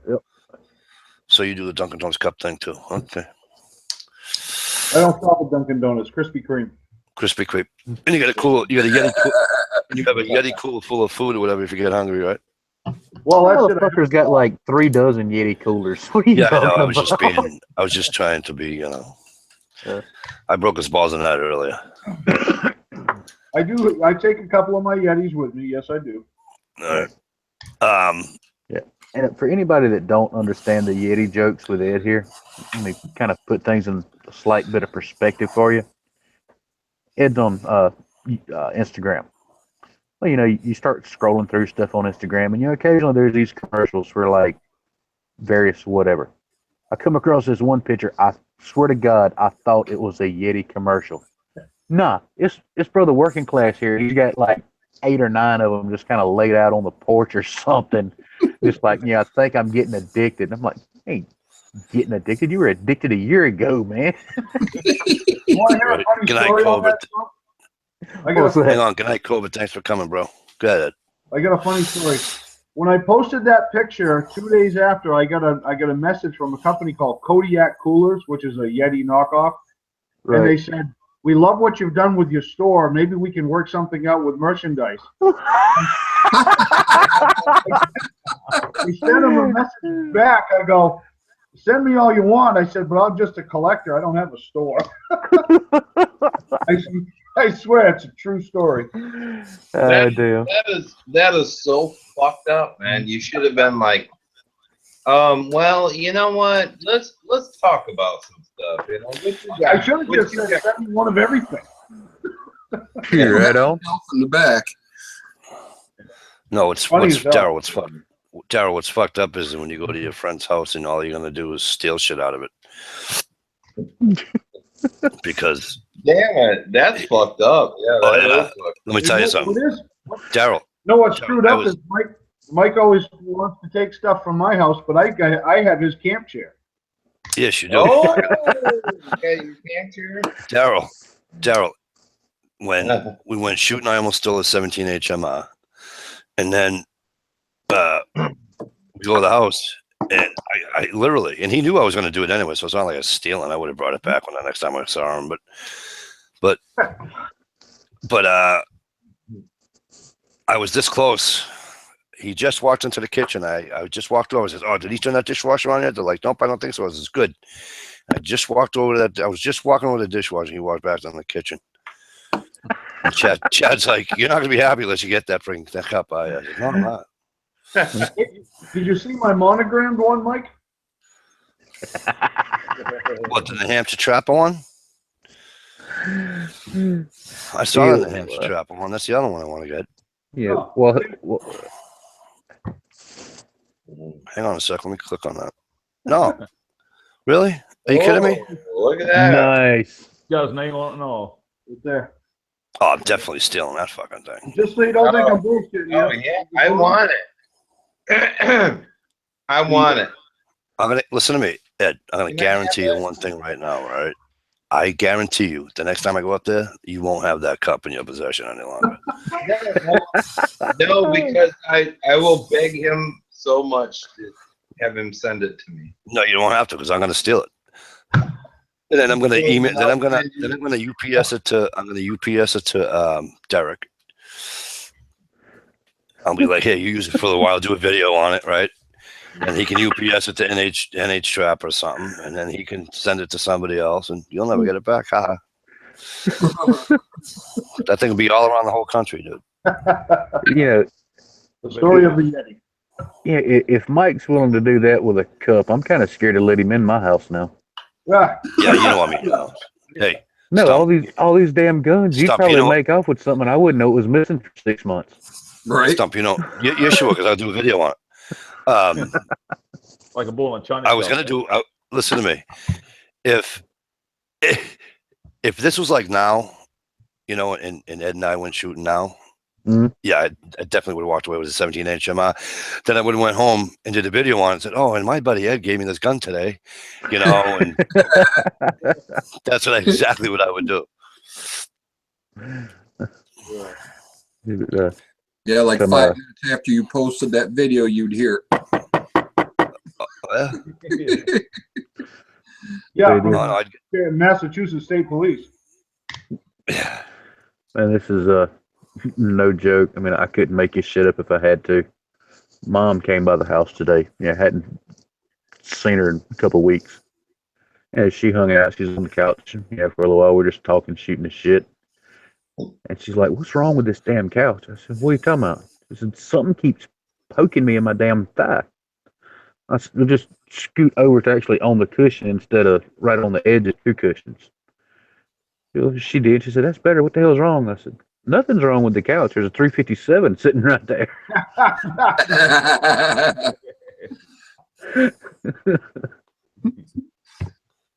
Bottom right of the window, Dish.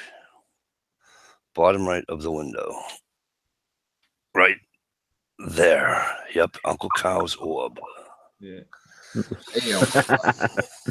Right on. That's a cool little motherfucker right there. If y'all don't know him, check him out. Uncle Cow. Yep. Right. How are you, Uncle Cow? I hope things are well. I don't know if I'll see you tomorrow night, but we'll see what happens. I tell you what, Ed. Ed. Yeah. I watch your stuff on Instagram and everything, and man, I tell you what, I'm just so envious. I just want to be there. I want to have. I want a working class woodsman flannel. I want one of them green and black flannels. Say working class woodsman on them, man. I was like, you guys are doing so much shit, man. No. And I'm here just like trying to live life, and I'm like watching this shit, and I'm like, you bastard, you bastard. Stop it. I want to get out there and do that. I want Brian's shirt. Your buddy Brian, not Brian NH, the other one. Oh yeah, wow. He makes those. I know, but that shirt that he had. He had that. It was like, I think it was white, and it's kind of like back in the turning the.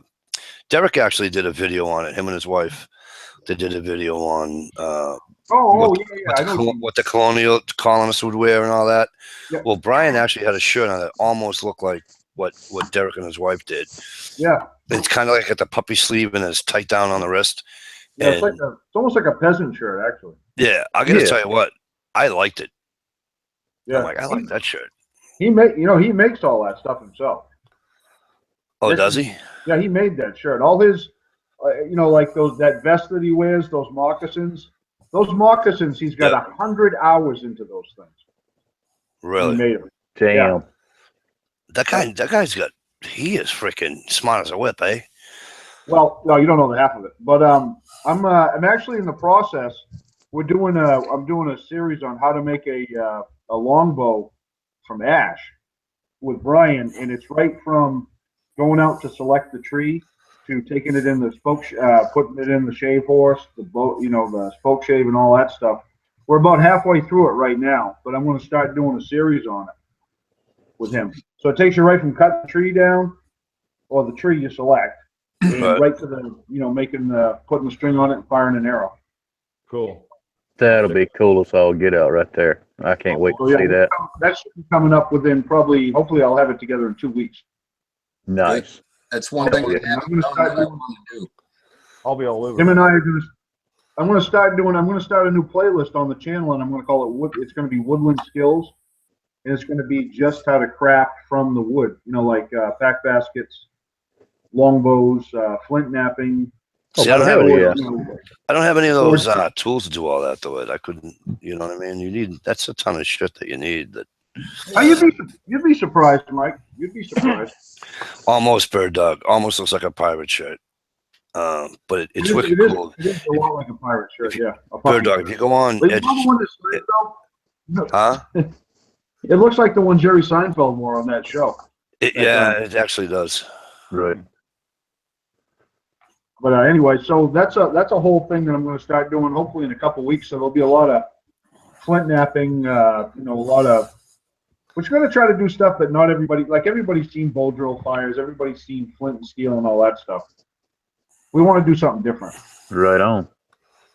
And everything from it could be making moccasins to whatever, but it's all going to be crafted from what we harvest. What's Big Al up to? He's got the boat ready to go. He's having problems with his back right now. We were supposed to go out last week, but I think we're going to be out probably Wednesday in the boat, the salmon boat. Hopefully he's been to the doctor and stuff. He's got something weird going on, but I think they got it under control. Good. Like he was on the docks last week. He could only stay about 45 minutes. He had to go. Wow. Tell him I said hello. No, I will. Yeah, he asks about you all the time. Another good guy. Yeah, he's from your homeland. Yep. Near me too, isn't he? He's from Lynn, actually. Yeah, so that's Well, I grew up I didn't grow up where I live now. I grew up in Wilmington, so. Oh, I know. It's not that far from where you are now. No, not at all. So let me get this clear, because I'm not like geographically. Yeah, no, because your hat side was. Go ahead. What? So, where are you located, Mike? You're in Massachusetts, right? Yeah. Okay, where is Ed? Where you at, Ed? Ed is in the state north of me. I'm in New Hampshire. Oh, come on, I'm trying to play here. Oh, I'm sorry. Ed's in New Hampshire. Ed's in New Hampshire. I'm in Massachusetts. And and Chris is up there in Maine. So, Ed, I got to ask you, who's got better lobster? Maine lobster or Massachusetts lobster? Massachusetts, but no. You kidding me? Not even close. What about Canada? Fuck Canada. Canada's got some pretty good lobster, buddy. Fuck Canada. Fawn's not here. I can say that tonight. The rule of thumb is the colder the water, the better the lobster. So the further north you go, the better the lobster tastes. Yep. So if you know your geography and you look at the map, I guess that kind of speaks for itself. Yeah. Well, I mean, there's using a map to distinguish it, and then let's face, a kind of a hard fact here for Mikey to accept. Everybody knows and has heard about Maine lobster. Nobody other than the fuckers that live in Mass have ever heard of a fucking Mass lobster. This from people who have to buy lobster at $52 a pound because they can't produce any is going to make fun of me. Okay. I'm not I making can go fun get a of trap. Cost me $15 to get a license, and I can have all lobster I fucking want. I'm not making fun of you. I'm just pointing out a few facts that are common knowledge. Everybody all over the fucking country has heard about Maine lobster. Nobody's heard about a fucking Mass lobster. Right. So Daryl, this is how it goes. Okay. Ed's about 90 miles north of me, and Chris is about 105 miles from me. So not that too far from each other. Hey, No. just for the record, there's a gentleman out there in the external that could probably tell you about Canadian lobsters and how good they are. Yeah, who's that? Who's that? Mr. Stillin Logs. Stealing logs? Yeah. It's another good one right there. So how are you, buddy?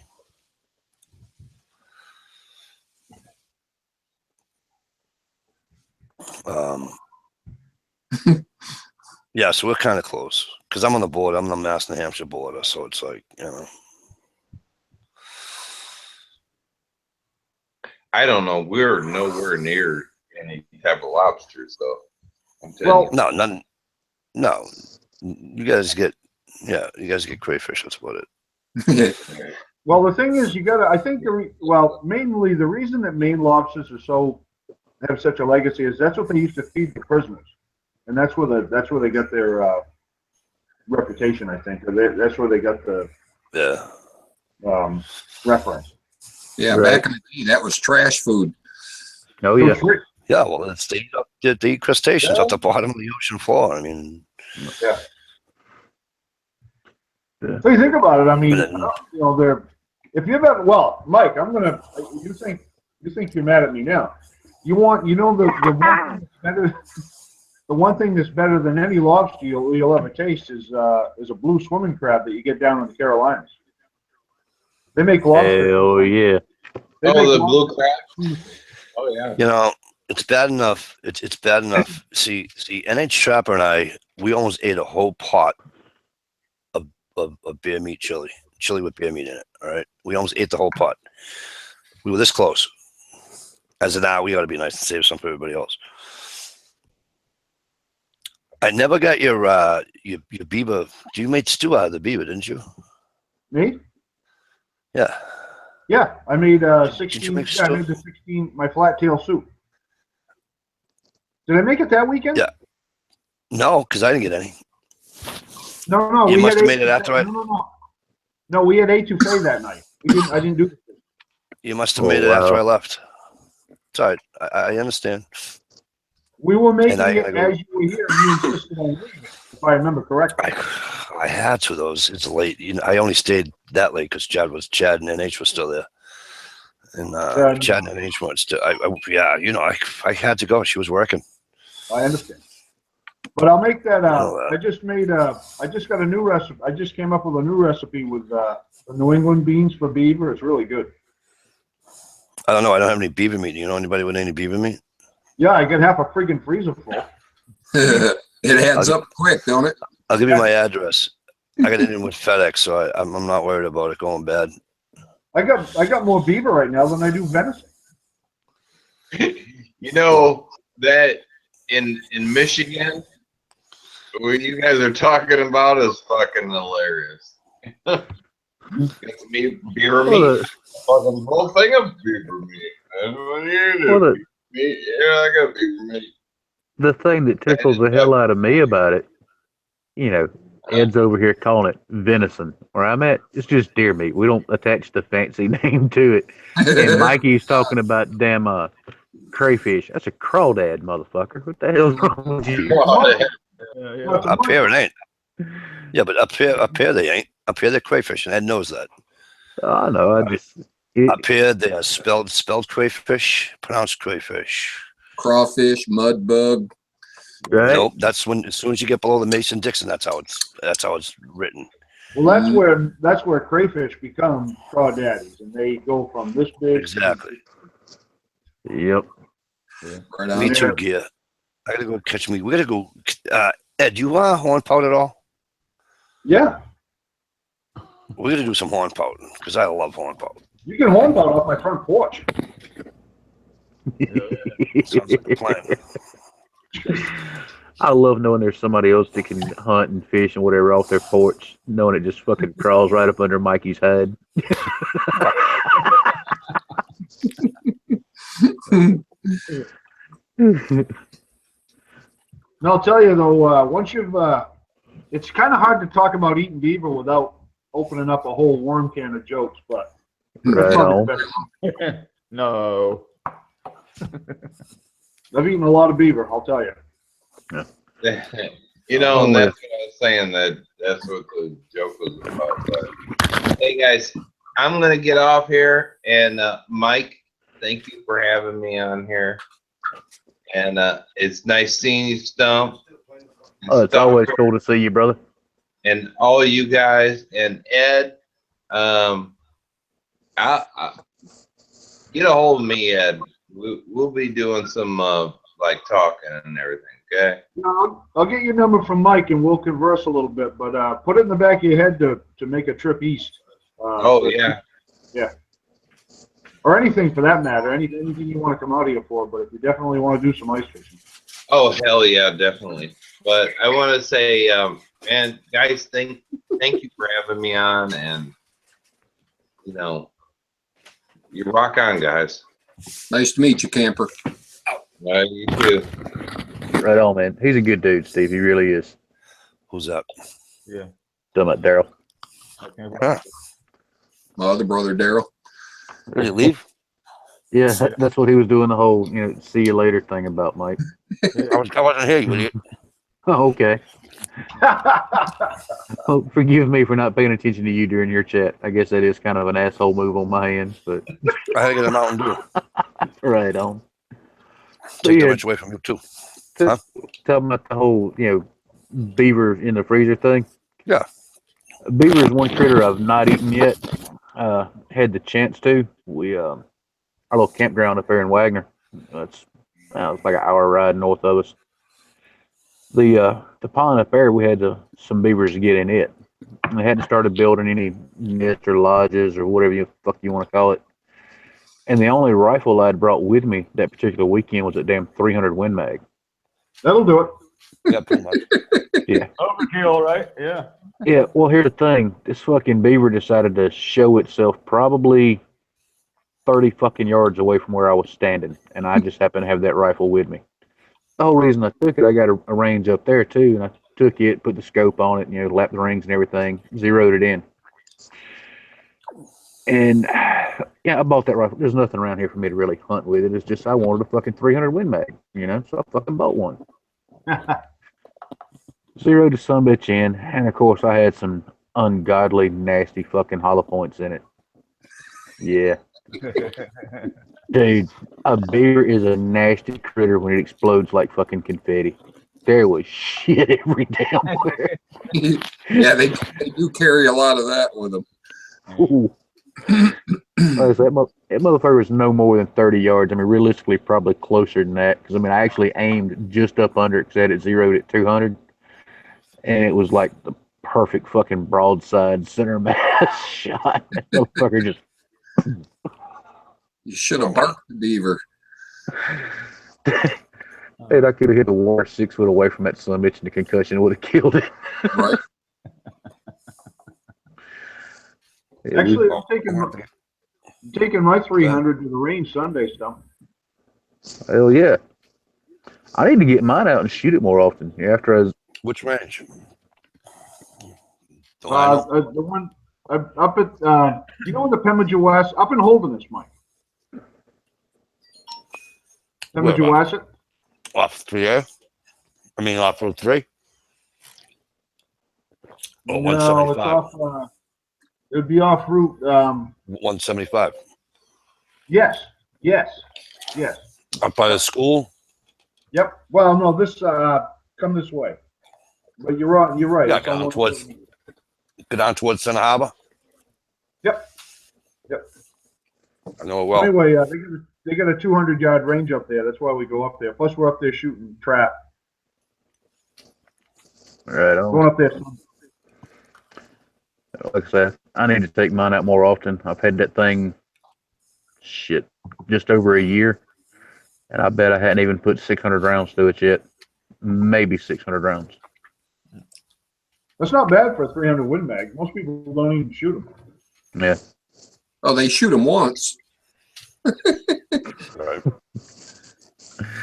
Yeah, I like it. I just, I've got plenty of stuff around here to hunt, and I use. Typically, for me, hunting, it's not about trophy racks and all that shit. It's from the freezer up. Yep. So I'm the guy that wants to use the smallest fucking round I can to do the job efficiently. Yeah. Because I get pissed off. I'm dressing one out, and I've lost a lot of meat, due to the round just shredding shit. My deer rifle, a 243 100 grain soft point, does the job fine. Oh yeah.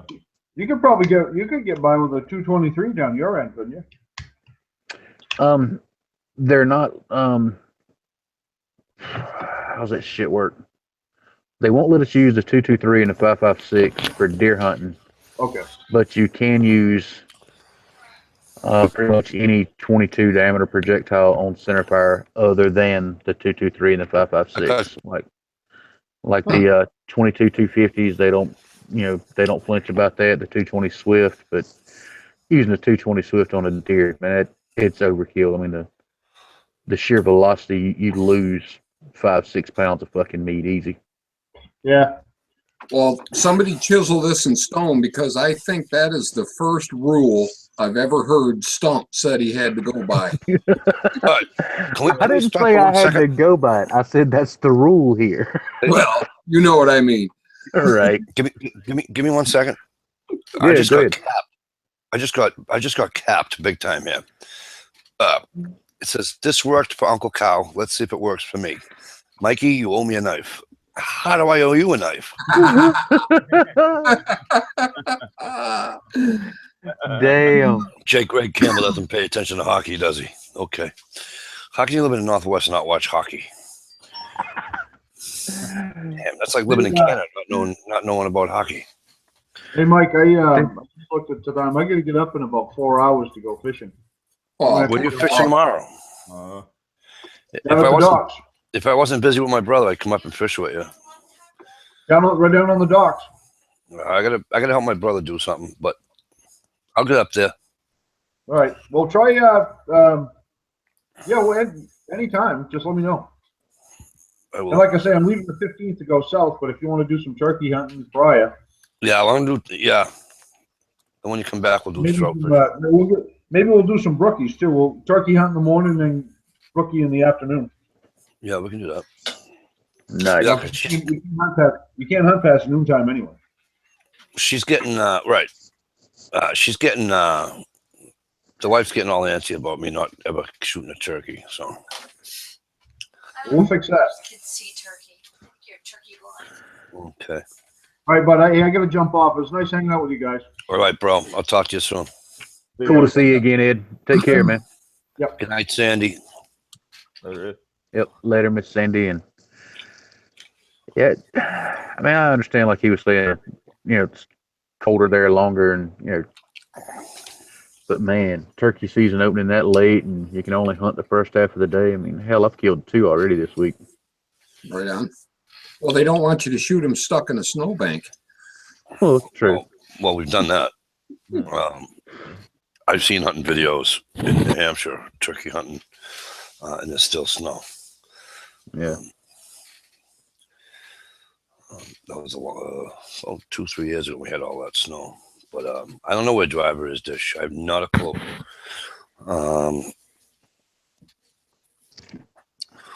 That was cool. I'm glad he came in tonight. Right Hey, on, man. Ed, NH, you're here, and Ed just left. But NH, you have a invite, brother. Groove, do me a favor, talk. So shoot, because you know how Dish is. Just say something. Say hi, Dish. Say something. Hi, Dishy. Thanks, Groove. Because you know how she gets. You know what I mean? She's a Southerner now, so it's not like, you know. Don't want to upset her. Yeah, you know.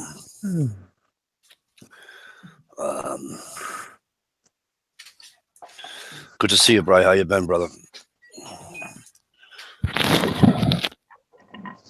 That was cool. I'm glad Daryl came in. It was good to have him. right on. Knowing Daryl for holy shit. Got to be going on, I don't know, 4 years, 3 years, or some shit like that. Yeah, I need to catch up on his videos. Yeah. Makes two of us. Daryl's good people. So I kind of took it by his conversation that he's kind of over here in my state. Yeah, I think so. Well, I don't want to give it. I don't like giving out people's area unless they don't care. You know what I'm saying? That's funny as hell. So he's kind of like over here. Yeah. Hey, try that. We're the only state that can do that, you know. Try that for your state. Well, that's why It's simple. I just hold my hand like that. That's why I don't give away. Hey, HRM, how are you, bud? Good to see you. Hey, Ronnie Brown, what's going on? Oh, right on, Mike. No, but that's why I don't. I try not to give. You know, like I'll tell somebody who's in a certain state, but I don't give them the region. I don't give them the. Because you never know who watches these things, and you know what I mean. Whose troll might be. I just don't do that shit. Right on. You know. Yeah. Well, I mean, on my end, there's nothing to worry about. I mean, hell, it's right there in the name. There's the county and the state because Right. I have not one single fuck to give about who knows where I stay at. Because even if you can find Greenwood, South Carolina, you're going to be hard pressed to find out where the hell Sandridge is at. And by the time you clear that mile long dirt road driveway, you ain't getting here if I don't want you in here. But anyways, so I don't. That's why I don't.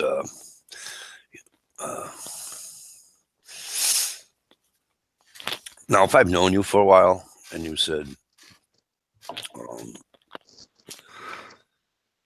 you know, like if Dish says to me, "Hey, Mikey, what's Ed's address? I want to send him something." Yeah, that's not an issue. I'll give her his address, his address. You know what I'm saying? Right on. But that's just and on the right night, Mike, you'll give away a phone number on accident on a live chat. I will only if it's Michelle's. And she left, and she left too soon. I wanted her to call me a loser again so I could take her wrench away. But then I forgot. I don't know how to take wrenches away, so I was kind of hoping she'd stick around so she can help me take her wrench away. But she wouldn't. Ask Dish. I'm sure she knows. No, that's not Dish. Wouldn't do that. That's the boss lady does that shit. Dish is a good I ain't touching that shit with a 10-foot fucking pole. Dish is a good girl. It's her boss that's a little silly in the head.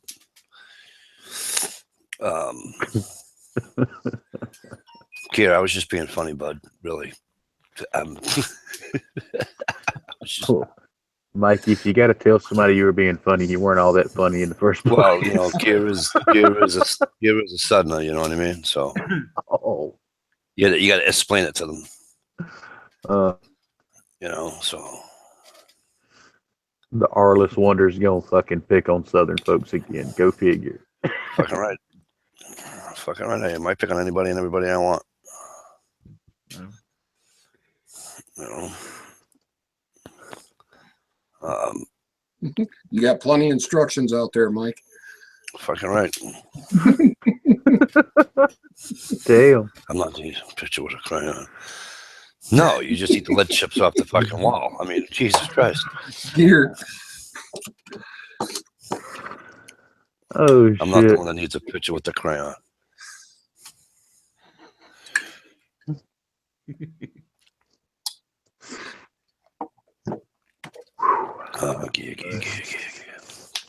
Damn. But anyways, yeah, so that would be fun. I'll get to go hunting, turkey hunting, Right on. fishing. If I wasn't, I don't even know what I'm doing Sunday. I would have went shooting, but that sounds like a plan. You gonna blast one with that Mossberg? What's that? You gonna blast one with that Mossberg? Yeah, I gotta just change the barrel out Right on. because that's the barrel that's on there now is the rifle barrel. Oh, got you. Still set for slug. Yeah. That reminds me, I got to order a couple of barrels.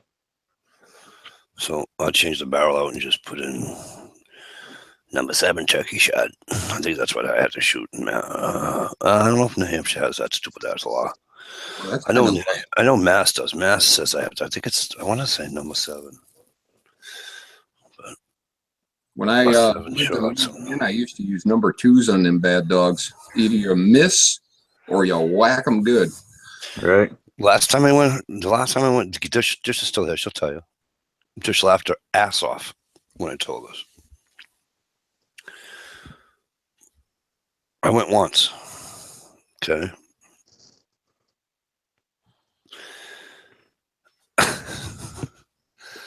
I got the turkey in the sight, the whole 9. I wasn't using mine. I was using another one. And it's still the same. It's in the sight. Not an issue. Headshot from here up. Not an issue. I fire. Poof. I go, what the fuck? Right over his head.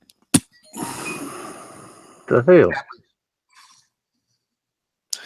I says to my buddy's, he goes, you didn't hit that? I go, nope. You ready? They fly. They get up, fly. They go about 40 yards. And they like, boom.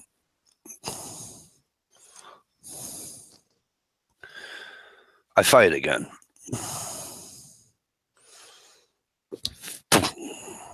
And the only reason I knew that I went over the top of a squash is because the leaves from the little sapling. I handed him a shotgun. I said, I'll buy my own, thanks. And I never went after that. Because I don't know enough about about turkeys to do it all on my own yet. You know what I mean? The biggest thing on turkey is sit your ass still. Exactly. Gonna say hi to who do you want me to say hi to, Dish? Or did you already just do it?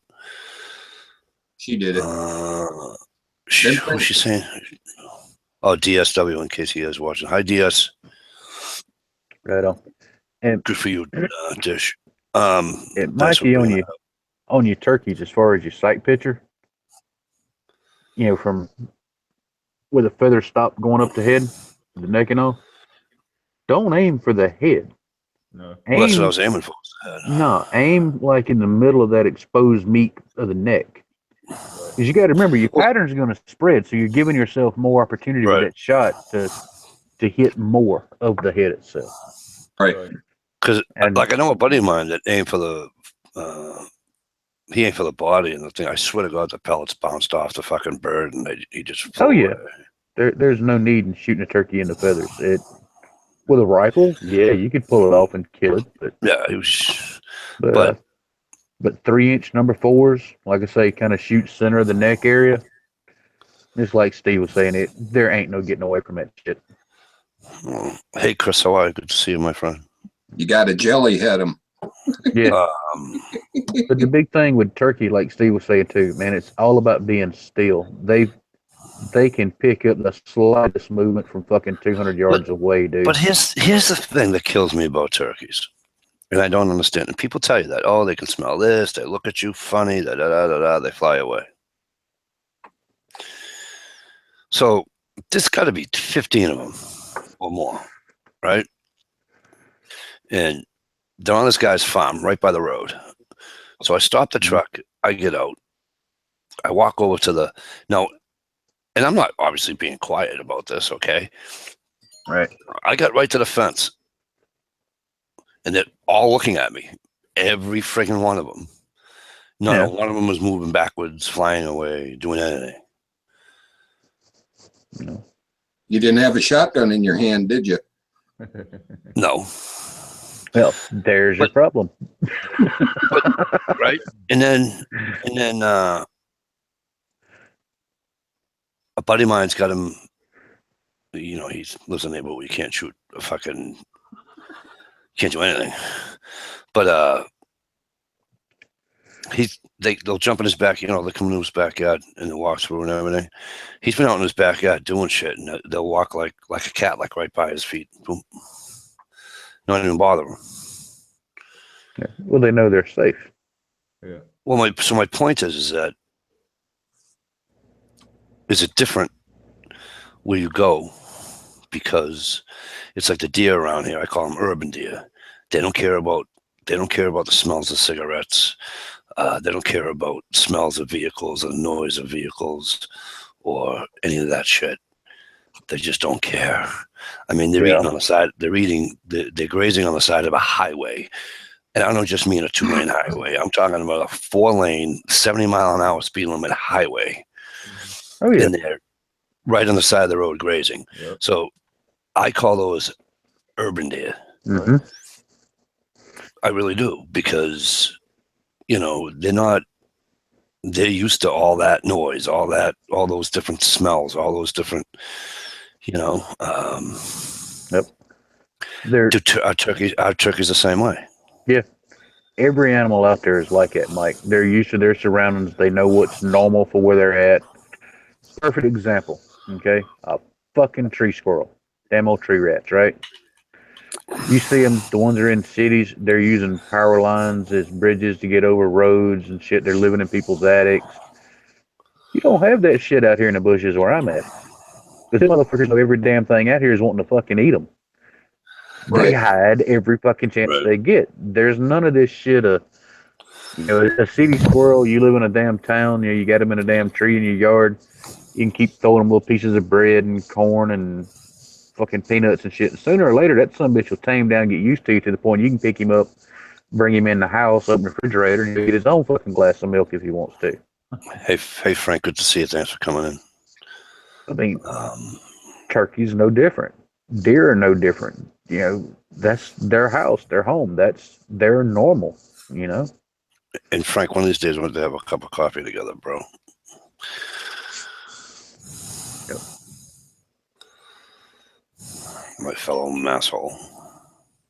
Right on. But yeah, you turkeys up there. I mean, if that's where they're at, they're used to it. To them, it's an everyday thing. Like you're talking about with the urban deer. That's part of their world. As far as they know, that's just the way it's supposed to be everywhere. You grab one of them, put it in a bag, throw it in a box, and airmail it down here, and you put him out in the woods. That somebody should be dead in 3 minutes. Because a real animal will find him and say, you're a dumbass. Fuck it. You're my lunch. Yeah. Right.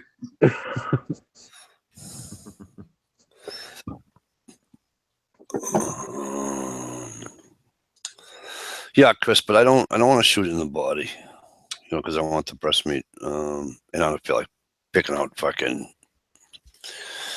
Well, I'm not worried about ruining the meat. I just don't want to feel like picking pellets out of a fucking. You know what a buddy of mine did one time? I don't think Chris is talking about turkeys in particular. You know what a buddy of mine did one time? He did this little, and I want to do it one of these days. I really do. He did this little test. So he took a 12 gauge, right? He filled up a couple of 2-liter plastic bottles like this, but only 2 liter, full of water, right up, fill them all the same equal thing, okay? And he got 10, 15 yards away, not even, and he hits the bottle, goes in, of course the bottle leaks. He only backed up about another, 10 yards or so. and it didn't even, it indented the plastic bottle, but it didn't penetrate it. Mm-hmm. And I'm kind of trying to figure out, I didn't think 5 yards, 10 yards or so would really matter all that much, but apparently it does.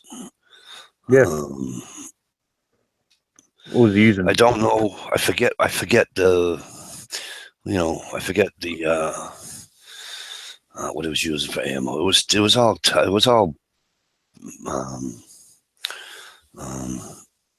Sounds like I thought it was turkey. It was a turkey load, but it wasn't like a slug or something.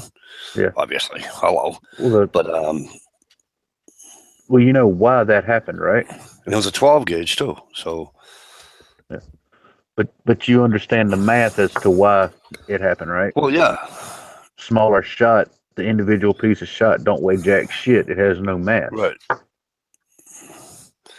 I mean, I can throw I a. swear to God, I still think BBs are bigger some days. Oh yeah. Yeah. But I mean, the way to look at it with a shotgun, I mean, what's gonna hurt worse if I throw a handful of flour at your ass or if I throw a handful of gravel at your ass?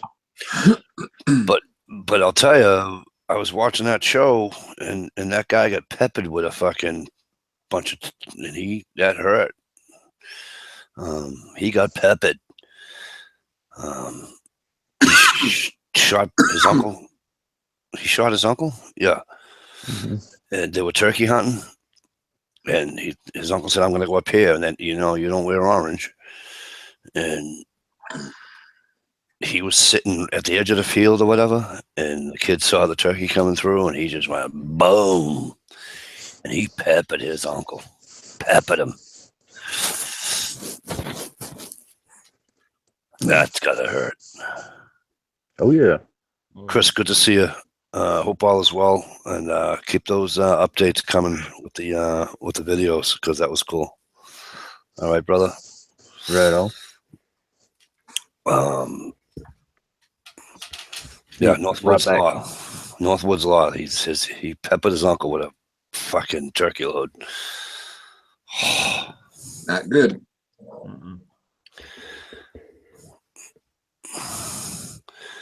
Didn't kill him, but damn near could have.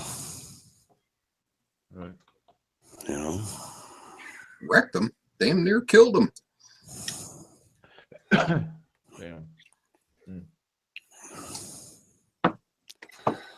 Yeah, I gotta remember to put my stop in and all that. Fucking sucks.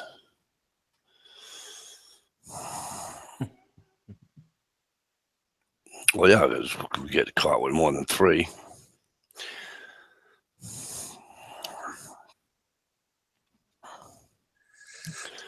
Oh, you got to only use 3 shells for turkeys also? Yeah, it was 3, and we can't. The gun cannot. You're not allowed to have. Okay, so the gun that you're using can't hold more than 3. So, we put the stops in. You have one. You put the stop in there. Yep. And it doesn't allow the 4th one to be loaded. Sometimes people forget, and they get caught. I don't know if they got the 3-shot rule here for turkey. I'll have to look it up. Yeah, we do. On every bird that we shoot, we have it. Ours is just for, I'm pretty sure it's just for migratory. Now, I just came in. Steve was saying something about a 3-shot rule. What the hell are you talking about? Yeah. You're only allowed to have. You're only allowed to have three shells in a shotgun shooting bird up here. Oh. Thought he said something about migratory birds. I'm thinking 3-shot like number 3s. No. So like, even with duck, even with duck, I'm only allowed 3 shots. You know why that rule came into effect?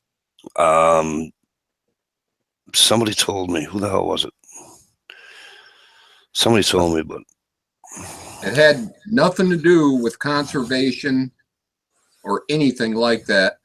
It was back in the day, the old double barrel guys thought the pump guys had an unfair advantage because their gun could hold more shells.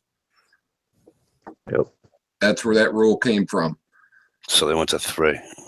Yeah. Which makes no sense because obviously the double holds 2, and then the shotguns hold whatever they want. Yeah. That makes no sense to have 3. Yep. I mean, look, I don't. Do you really need to on there with a semi that holds 8? No.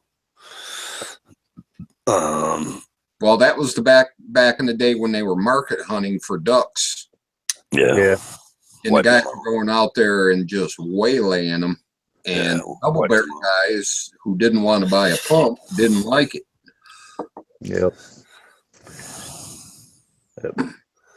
See, I don't do very much duck hunting. I mean, there's not a lot of it here. I mean, there's some, but not a massive amount. Never went in my life. But the duck hunting guys, man, you tell me that guys will fucking blow a shit ton of fucking money. Yeah. Like, God almighty, dude. I was addicted to that for a while. Yeah. But now, here again, I don't know a lot of the rules and regulations because it's just not the way we grew up. You freezer needed meat in it, you fucking went and put meat in it. You know?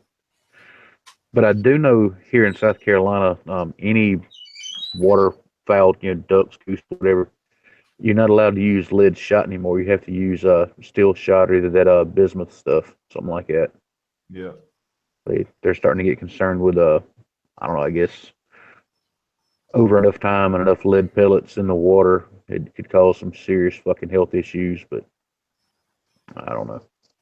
Well, plus the ducks and other shallow water puddle ducks were actually eating the lead shot off the bottom of the ponds and what have you.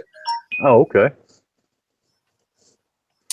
Yeah, I'm not real savvy on the duck world. Got a buddy of mine, boy, I went to school with. Man, that's his absolute passion is fucking duck hunting and these damn obstacle course races. That's all the fuck he does. Right on.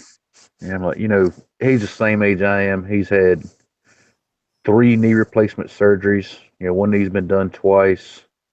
He's got a fucking pacemaker now. Had shoulder surgery like 5 or 6 times.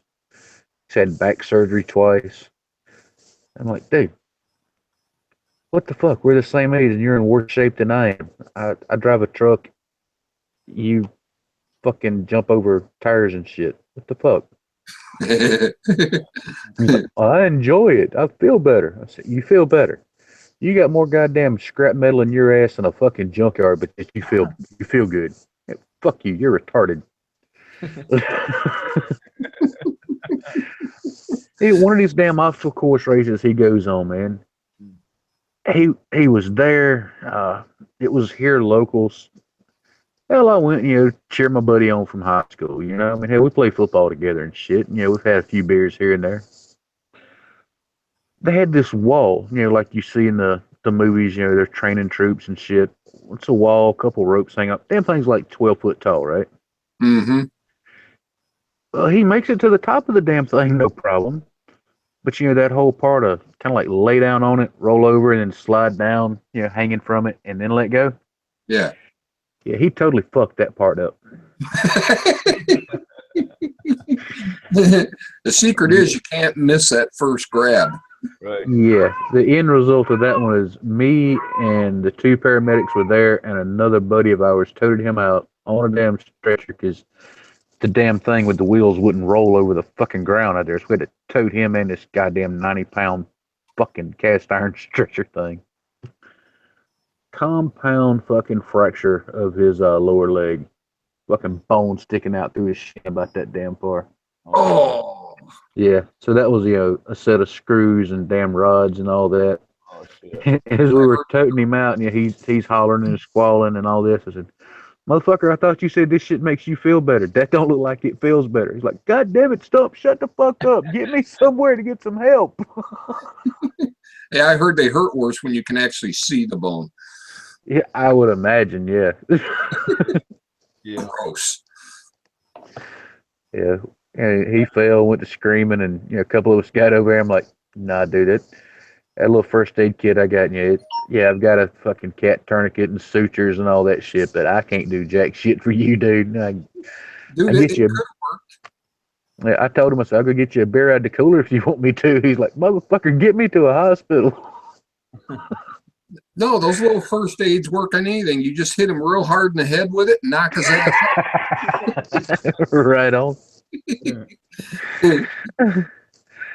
But it's crazy, man. Like I say, he falls from damn 12, 13 foot up in the air, whatever that fucking wall was. And the thing about the dude, you got to understand from the get-go, he misses being technically a midget by like 2-3 inches. Right. And he's like 4'8", 4'9". I mean, he's a little motherfucker from the get-go. For him, that was falling like, 4 or 5 times his damn body height.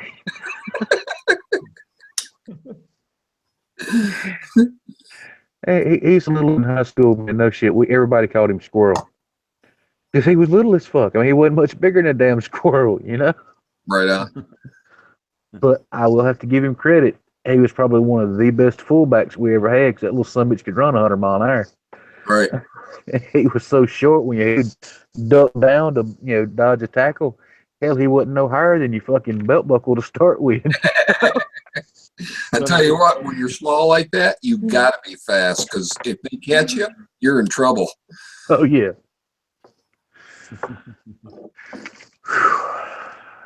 Damn, I'm glad I stopped drinking before I got on here tonight. Got that mellow buzz going, eh? Right on. Oh, man. Yeah, I was only about 5'4" or 5'6" when I graduated high school. Wow. So I was one of them little quick squirrely suckers. Yeah. Couldn't do shit in a 100-yard dash though. I'd be topped out in 10 yards and everybody else was just getting going. Right. Well, back in high school, I was on my way to a professional football career until a 1955 Chevrolet decided to tell me to go get fucked. Right. That's a bummer. Yeah. A buddy of mine's dad, project car he'd been working on for decades, man. I mean, the whole time we were kids, you'd go see him, once, twice a week, month, whatever. And the damn car was always out there up on jack stands, always doing something. We were all fucking gearheads. We tinkered around with him working on the damn thing. Right. He was just about done with it. And I was helping him with the last go around putting the transmission back in after fabbing all the mounts and cross members and shit. And that damn thing had sat on those jack stands for, I know, 10, 15 years. I don't know, man. I leaned on the torque wrench a little too hard, or I fucking kicked something. He did one. We heard a squeak. He yelled, "Run!" And as I was trying to get out, as it came down, a frame rail caught my damn shoulder, crushed all that shit. Oh! Yeah, University of Georgia found out about that, and all them talks about going to school for free went right out the fucking window. Oh, great. Yeah. So that was the first bit of scrap metal they ever put in me. They replaced the joint, and there's like a rod that's under that collarbone. It's got like 6 fucking screws with it. Right. Collarbones are nasty. Yeah. The extra metal parts make shooting kind of interesting sometimes. Stuff like that 300 Win Mag, something's got a lot of recoil. You don't want to shoot it a whole lot at one time. yeah. Right on. That's my buddy. He ended up getting a Stoger 12 gauge, and it's got some kind of fantastic recoil reduction system in it. Yeah. I showed him on one of my turkey hunting vids a while back, and he said that thing, because he's got an effed up shoulder, and he said that, sweet. Yeah. Like I forgot which one it was. It was a Benelli I shot a few years ago. Had that recoil reduction system. The barrel actually cycles back into it an inch or two. Right. You'd be amazed how much recoil that soaks up. I mean, oh yeah. Well, Stoger's made by Benelli, technically. Yeah. It's basically the same gun, just cheaper. Yeah. It still costs way too fucking much to take it out in the woods and beat the shit out of it. Right? Yeah. But the Benelli, that's like $5,000. Yeah. They're crazy. Just Yeah, I won't leave saw it hang that. on. But They I do tell make you nice. what, they are nice. They shoot sweet. They shoot soft. But yeah, like Mike just said, if I spend $5,000 on a shotgun, there ain't no way I'm taking a chance of beating that motherfucker all to hell. Right. Right. Yeah, you want to take it out on pristine days and you're Right. not going to get wet. Right. Unlike my Mossbergs, I mean, hell, I left one in Lake Greenwood for 3 days before I went back to get it. Motherfucker still works just fine. Yeah, I mean, that's. Yeah, I'd love to go to Benelli, but ow. Right. Yeah. Right. And for anybody that's not familiar with Benelli and you want to see somebody that can really fucking use one to the extreme nth of its potential, YouTube, look up Mr. Tom Knapp, Knapp. Yep, I've seen him many times. Fucker holds the world record on a hand-thrown skeet. I think it was 13 or 14. Oh, he upped it?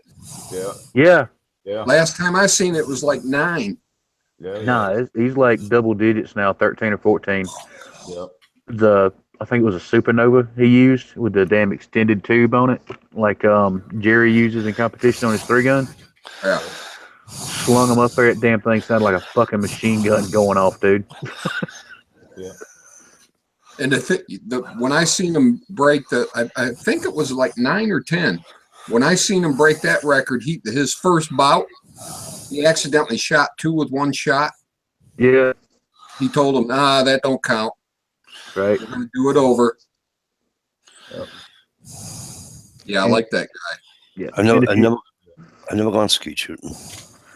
Oh, dude, I fucking love it, man. No, I mean, it's one thing to do it with a little thrower I got here at the house, but to go to an actual trap range where Right. you shoot from different stations, 2 trap houses, different heights and speeds.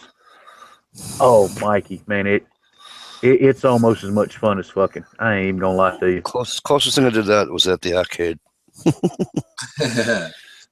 They had a it was up on Lears Beach too in New Hampshire.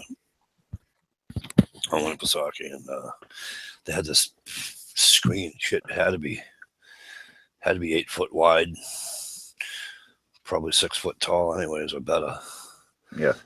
And you had obviously it's not a toy, but it was a gun the size of a regular size shotgun.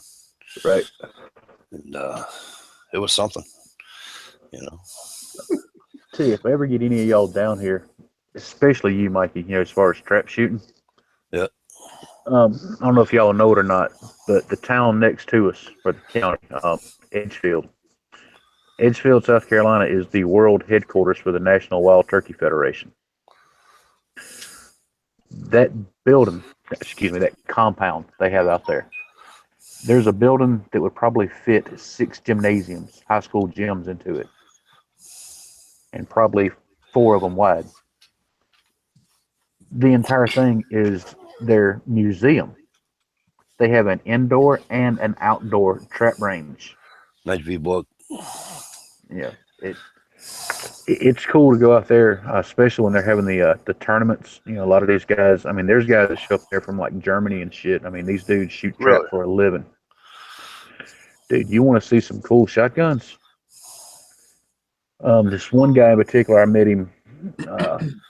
We were out there and just got to talking, and I was asking about his gun because I'd never seen it. It was a Prizzoli, some fucking weird ass name, over and under.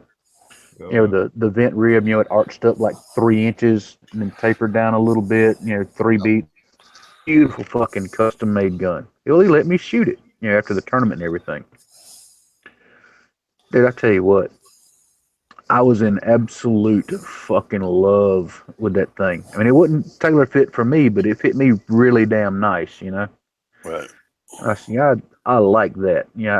I wasn't sure how it was going to be with the rib being elevated so much and all that. I mean, it naturally settles in just beautiful. And he got around to talking about, the prices and how long it takes to get them and fitted and all this. I quickly realized I could sell my truck, my shop, and half of the damn guns I got here, and I still couldn't afford one of them motherfuckers. Right on. But they are sweet. Yeah, Okay. if I remember right, he said something like from the time you order it and you go there to get measured, or you spend extra money and they come measure you, from the measuring to damn the gun being delivered is something like a year and a half. Right on. Tish was just saying she wants a 22 410 over under. That would be cool. I think I'd go for a 2220. 2220. Yeah. Man, I don't know about everywhere, but around here, as far as shotguns, 12 gauge is real popular, easy to get, and 410 is real easy to get. But you don't, nowhere do you see 16s or 20 or anything like that on the shelf anymore. I got a 16. Yeah. There's several companies that make a gun like what she's talking about. Can't remember the fucking name of it now. What's his name makes one, doesn't it? Yeah, but all the ones I've seen, they want an arm and a leg for. No, there's another company out. Yeah, they've been around for a while. They're making. Doesn't Henry make one? Yeah, Henry does one. Springfield does one. But I want to say Chiapa or Chippewa, one of the two. I think they make one now. Yeah, and the stock is like skeletonized, but it's got like a foam insert that makes up the bulk of the stock. And they're only like around $200. I have to look into that because I wanted that version, that survival gun they had with all the different caliber barrels for it. Yeah, yeah. Inserts. Remember when that hit the market? Yep. Petrozzoli? Is that the name of that shotgun? Popcorn dish. I think it might have been, yeah. Something like that? Yep.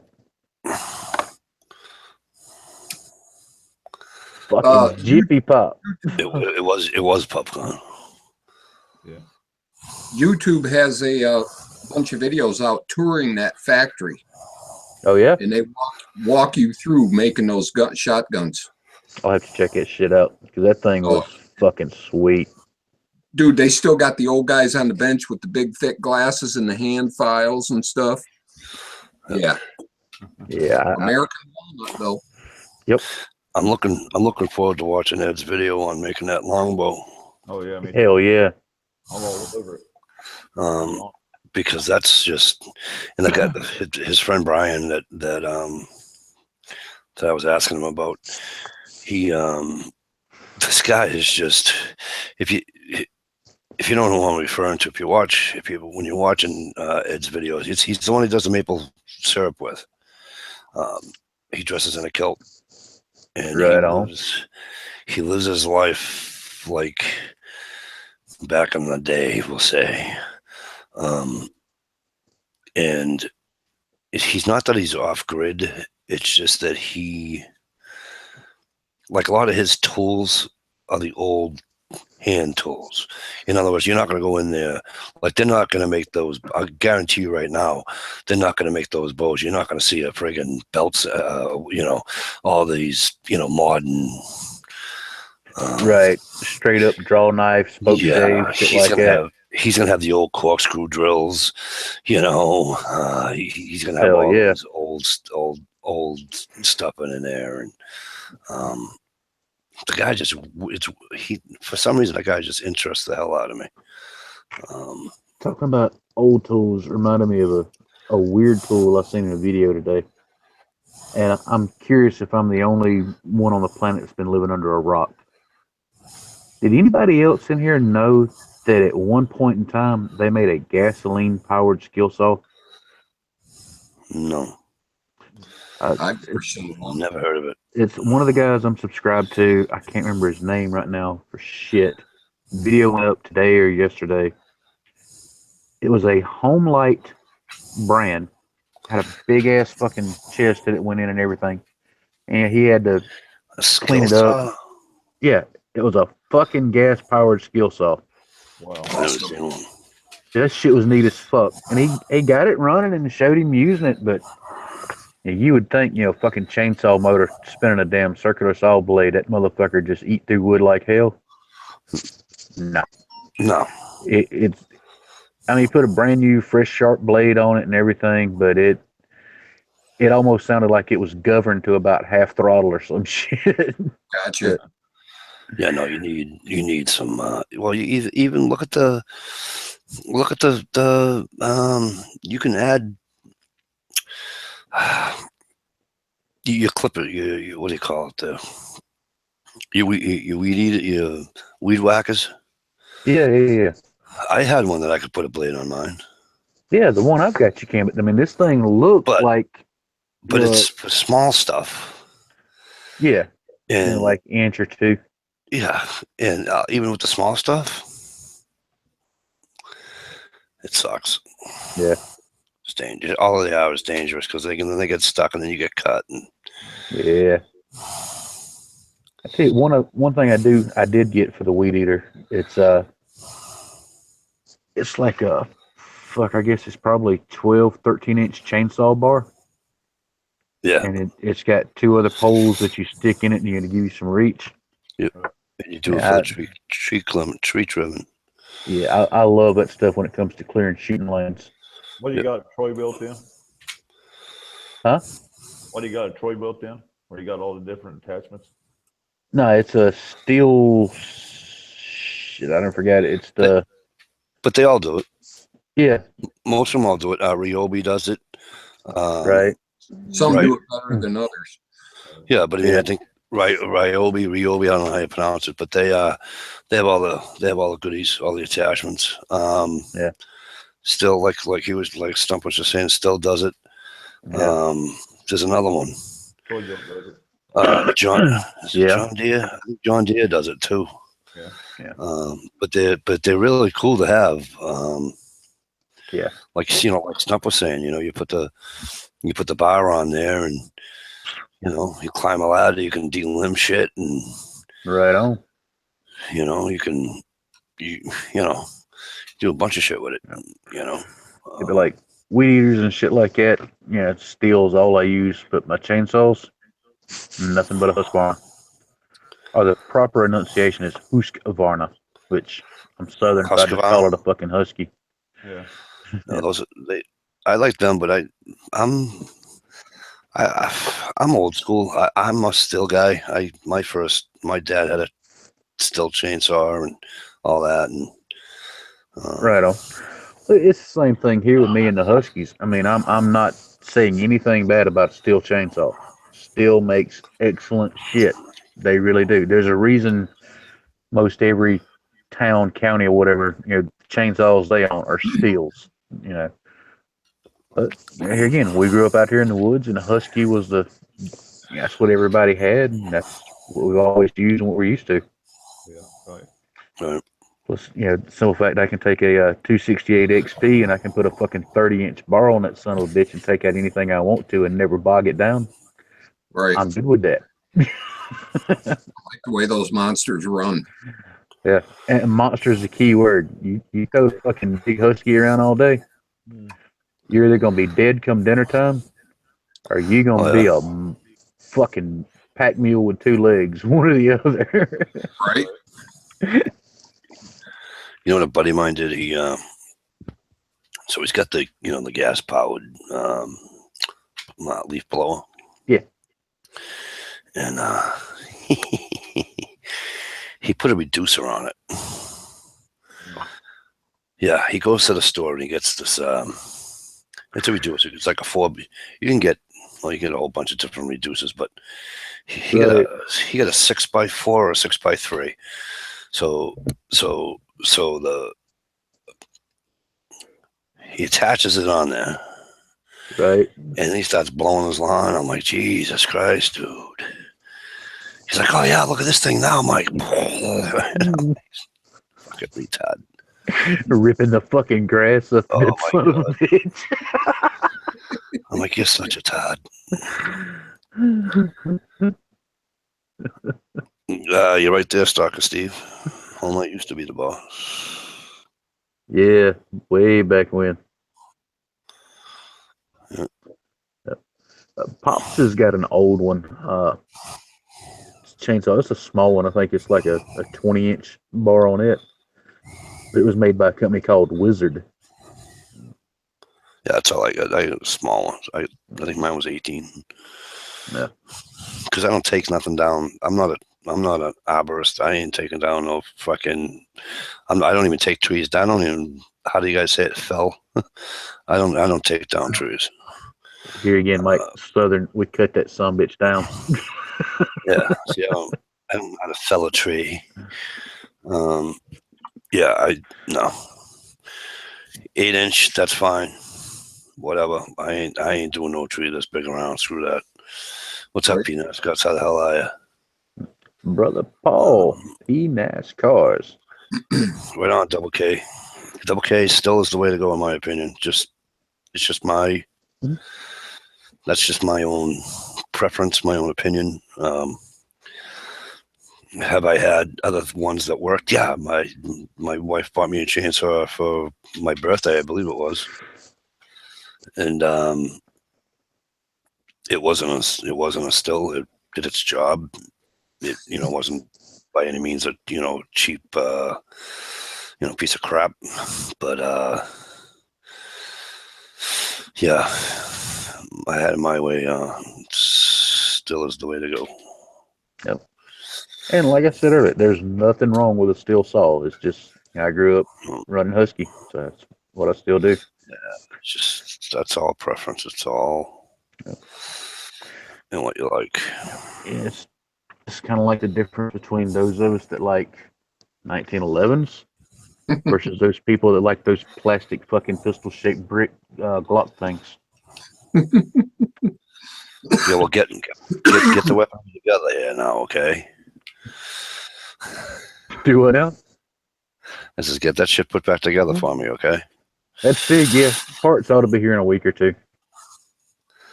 I'll tell you, even if I'm not at this job next year, hopefully the job I get will have 3 weeks. I get 3 weeks. You guys are in trouble down there. Well, you know that. I'll just say to the wife, I'm driving south. I'll be back. Well, you know that new barrel that's coming in is, I guess you would call it an extended barrel. It's instead of the 4.5, it's actually a 5-inch, and it's threaded. Oh boy. Mm-hmm. I'll have to look. So that's one of the. Yeah, me too, Dylan. That's one of the next things on my to get list. I don't have a 40 cal can, so I'm gonna have to get me one. Fucking wait forever on the goddamn paperwork. Yeah. Yeah. Too bad the libtards wouldn't let that. So, speaking of things that are going to soon be allowed, the paperwork bill, whatever the fuck you call it, came through the House here in South Carolina today at 8 o'clock this morning. And our new governor, whose name I cannot remember, absolutely, the big town around here other than the capital of Columbia is Greenville. Right. The Greenville sheriff is totally opposed to open carry, constitutional carry. Okay. Our new governor is like shits and giggles deep wanting it himself. So the sheriff during this big fucking meeting, drawing up paperwork, voting all this shit, he's just steady on and on about, well, crime will go up, more cops will be involved in shootings, da da da da da. And our new governor, man, he went into this thing armed to the fucking teeth with facts. Proving where this state and this county and all, how crime went down, all that shit. And basically toward the end of it, he said, I'm going to put it to all y'all real simple. It's got to go through the House, the Senate, and all that shit. But when it gets to my desk, I'm going to sign that sumbitch just like John Hancock signed the Constitution. You'll be able to see my signature from the other side of the fucking pond, goddammit. Right. So if everything works out here soon, South Carolina will be an open carry, constitutional carry state. Double K. Oh, yeah, that's why. Double K, you're in New York. Because Double K, usually they have there's laws, believe it or not, that they have to get it in a certain amount of period of time. Even Massachusetts isn't that bad. What's that? Talking about the tax stamp and all that shit? No, Double K's sister or sister-in-law, one or the other, just got her New York license to carry. Nice. Took her Congratulations. you ready? 2 years ago. Whoa, she applied 2 years ago and just got approved? Yeah. That's supposed to be 6 months max. That's what I said. Yeah. Even here, it's not. Even here, it's not that long, and I think there's laws on it that. Yeah, all our pistols have to be registered here too. Still, and technically, okay, so technically, my shotguns and that are supposed to be registered too. It's not registered as in how you would go through the process of doing a handgun. All it is I go online and I put, name, rank, serial number, all that bullshit. And I got to throw the serial number of my shotgun in there, and that's it. That's all I have to do. I did not do that. I feel as though that when I bought my my 2 shotguns and my muzzleloader, when they called the FBI, they know I bought it, so they know I have it. Right on. So that's crazy. Y'all got to register shit. That's to me, man. That's my violation of privacy and rights and shit. Damn. Yeah, well, look at Still Logs, right? What he wrote to Bird Dog. He says, "Bird Dog, I'd be happy to wait that time if I could own one." In Canada, you can't. Canada, you can't own one. You don't get a license to carry in Canada. Right. So. Yeah, Canada's a beautiful place from what I've seen in videos and all like that, but man, all the rules and laws they got. Yeah, well, that's why we had a civil war. Dude, I'd be there 5 minutes and locked up for fucking life in Canada.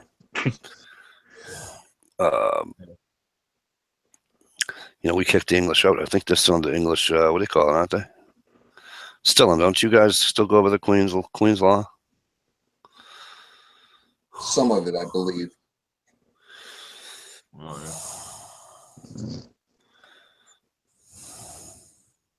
yeah. I believe the government's a lot like England. Yeah, I think so too. You know what I meant, Jay Greg. You have to catch me on that one. Oh, Greg's in here? What's up, you nine-toed fucker? He's been here a while. Greg's always here. We are really going to be in trouble as of June 1st. They turned our firearm stuff to handled by the UN. Oh my God. What? Still in Logs wrote, we are really going to be in trouble as of June 1st. They turned our firearm stuff to handled by the UN. Oh God. Yeah. Dude, pack your shit, sell your house, move to the US. The blue moments. No shit. Still, you're up in... Oh, by the way, still in a Bruins beat Ottawa tonight. Just saying.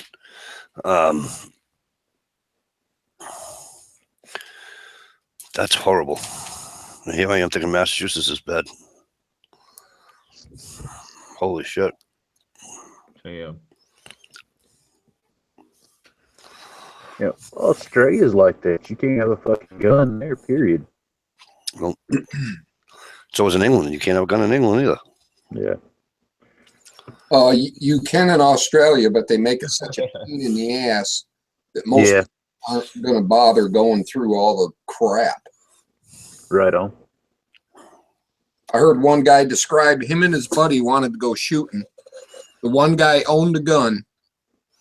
They had to take it to a police station, sign the rights to the weapon, and basically write a receipt that he technically sold the gun to his friend so his friend could go and shoot it. When they were done shooting, they had to go back to the police station, sell it back, and re-register it back to himself. What? Yeah. That's how strict they are. Yeah, God almighty. Still, I think all the Queen's law people, the people under the Queen's rule. I think they all are going to be with that UN bullshit. Yeah. Sorry to hear that. Damn. You need to do what we did. Kick the fuck out of them. Get them the fuck out of there. Right on. You know. And, you know, not to rub it in anybody's face, but you know, the way the United States done that, you got to admit, man, that was top notch. You know, we didn't say, "Look, we want to leave Washington." Well, we kind of marched up here and said, "Look, fuck y'all, we're done. You know, we're independent. You don't like it? Come try to fuck with me." Do you realize? Without Paul Revere's ride, that John Hancock, and what's his name, were going to be arrested? Yep. Without Paul Revere's ride, we're like Stilling. Yeah. No. Interesting side note on Paul Revere. I don't know if anybody else is aware of it or not, but you know what he done for a long time as his profession? What's that? He was a silversmith. He made teapots and spoons and shit. Yeah, which are worth a ton of money if you get his name on it. Fuck yeah. You can. Oh, what was the other one? The other one. You know.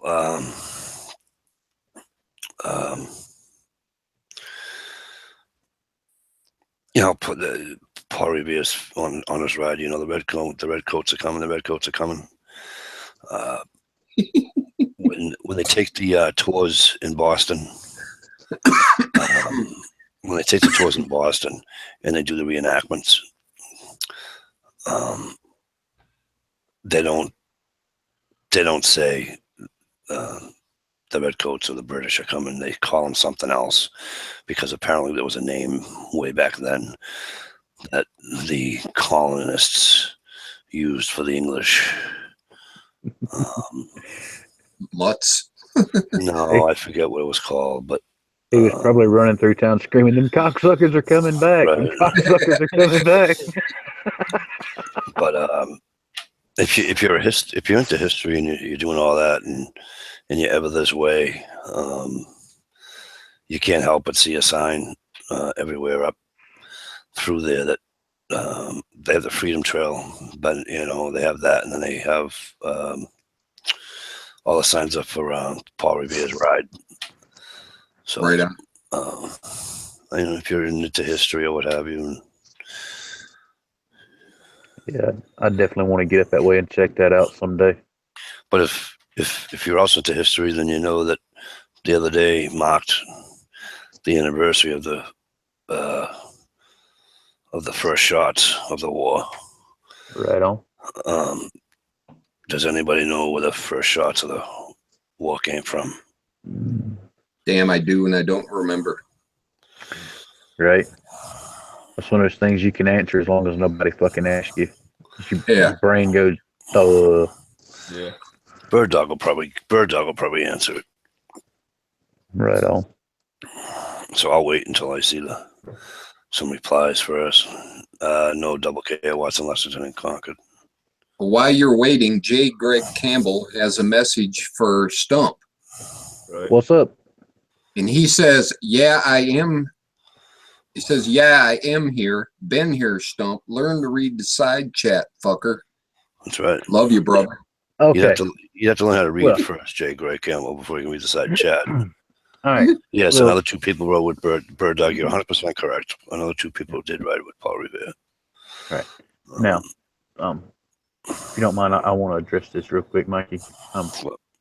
Greg, now you know I like you, okay? So don't take this personal. But since you're apparently unaware of the current situation, this video that you're seeing of me here on Mike DeLucia's chat, the Quagmire, held every Friday night, because we have a hell of a fucking host. I'm doing this through my telephone, so I have no internal or no external. So, fuck you, cocksucker. Learn what the fuck's going on before you tell somebody to learn to fucking read, you little bitch. Still love you. So the first shot actually came from the south. Yeah, we are trigger happy.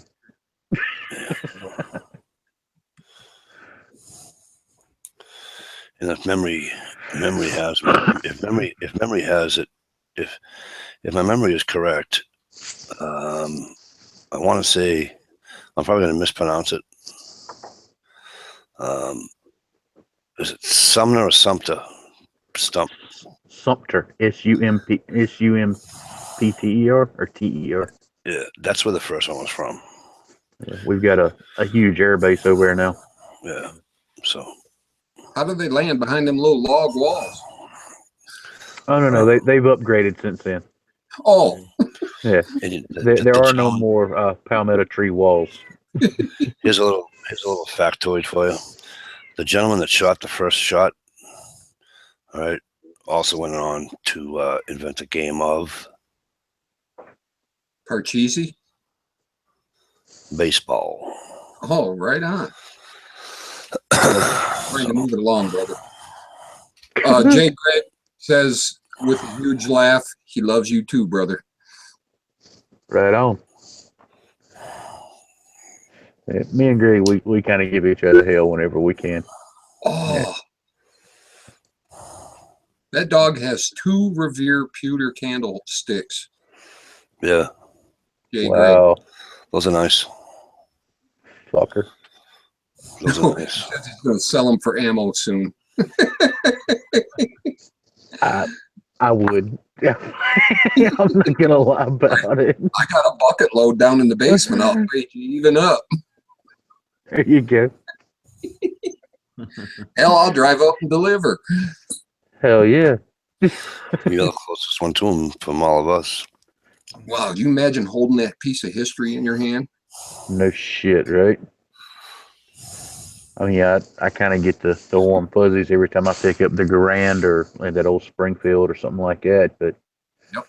You're talking about going way, way, way back in history. I mean, this is a man who's, all these years later, he's still a known name for his part of history. And I know that's something his hands were on and something he made from fucking nothing. Yep. Dude, that's some cool shit right there. Good night, Greg. Thanks for coming in. I've learned so much from actually touching pieces of history than I ever learned in school out of a damn book. It's right on. Not even the same ballpark. I mean, I'll sit here some nights just holding my little carbine. That sounded weird. Watching videos and shit, just kind of, cleaning my carbine and, Oh, that's what they call it now, huh? Okay. I'm just really glad to hear somebody else fess up to that shit, because I'll do that with the Grand, man. Get to watching old war movies. Oh yeah. Fuck yeah. Rack. Hell yeah. Yeah, they don't sound nothing like that. Fuck, even I know that. Yeah. Shake 'em easy there, Mr. Greg Campbell. They had it. We had a what do you call it the other night on that? It wasn't April 20th. It's April 19th.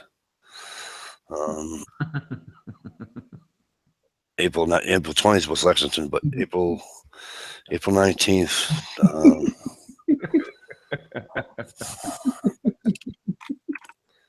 I was listening to talk radio up here, and they had some professor guy on from one of the colleges.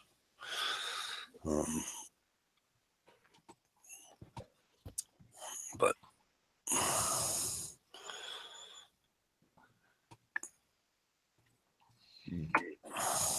yeah, it's just interesting shit that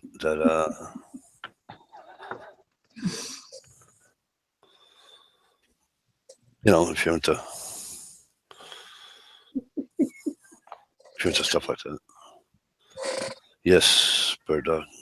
Oh, Steve, why are you giggling like a leprechaun running naked through a hayfield? they're asking me how big my carbine is, brother. It was one of them things. I heard it going in my head. Some to bird dog. My other brain's going, no, don't say it like that. Yeah. And it just kept coming out. Yep. That's just What? wrong. That's like that video you put out today or yesterday. I watched and commented, and you ain't said nothing back yet. You know that big ass ferro rod. It took me Yeah. a long time how to say congratulations, something nice about a ferro rod without having to say, "Hey, dude, nice rod." No, I wouldn't go in there, man. No way.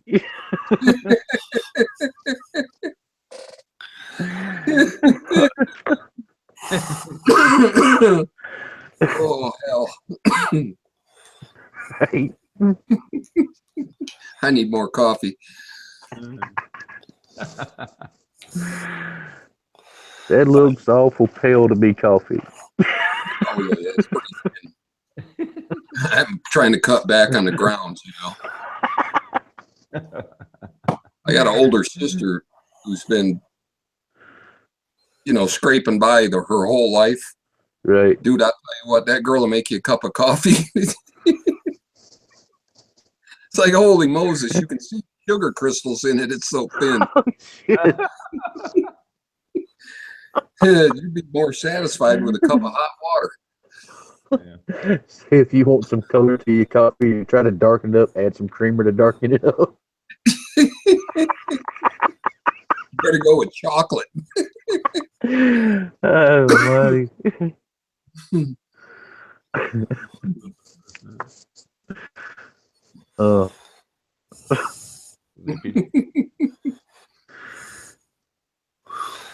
But anyways, so it's like 1 o'clock. Don't be a wuss. Yeah, well, you guys can stay, but I'm getting the hell out of here. No, I got a project I got to do tomorrow. Special project. Yeah, I got one of those too. I got some plumbing work to do in the morning. So I want to say thanks to I want to say thanks to 39 Camper, Working Class Woodsman. Of course, you two monkeys over here with me. Ruth, thanks for coming in, and thank you for talking to Dish, because she gets a little pissy when she doesn't have you know Dish guts. Right on. Just kidding, Dish. Just kidding. I'm not gonna say a word, man.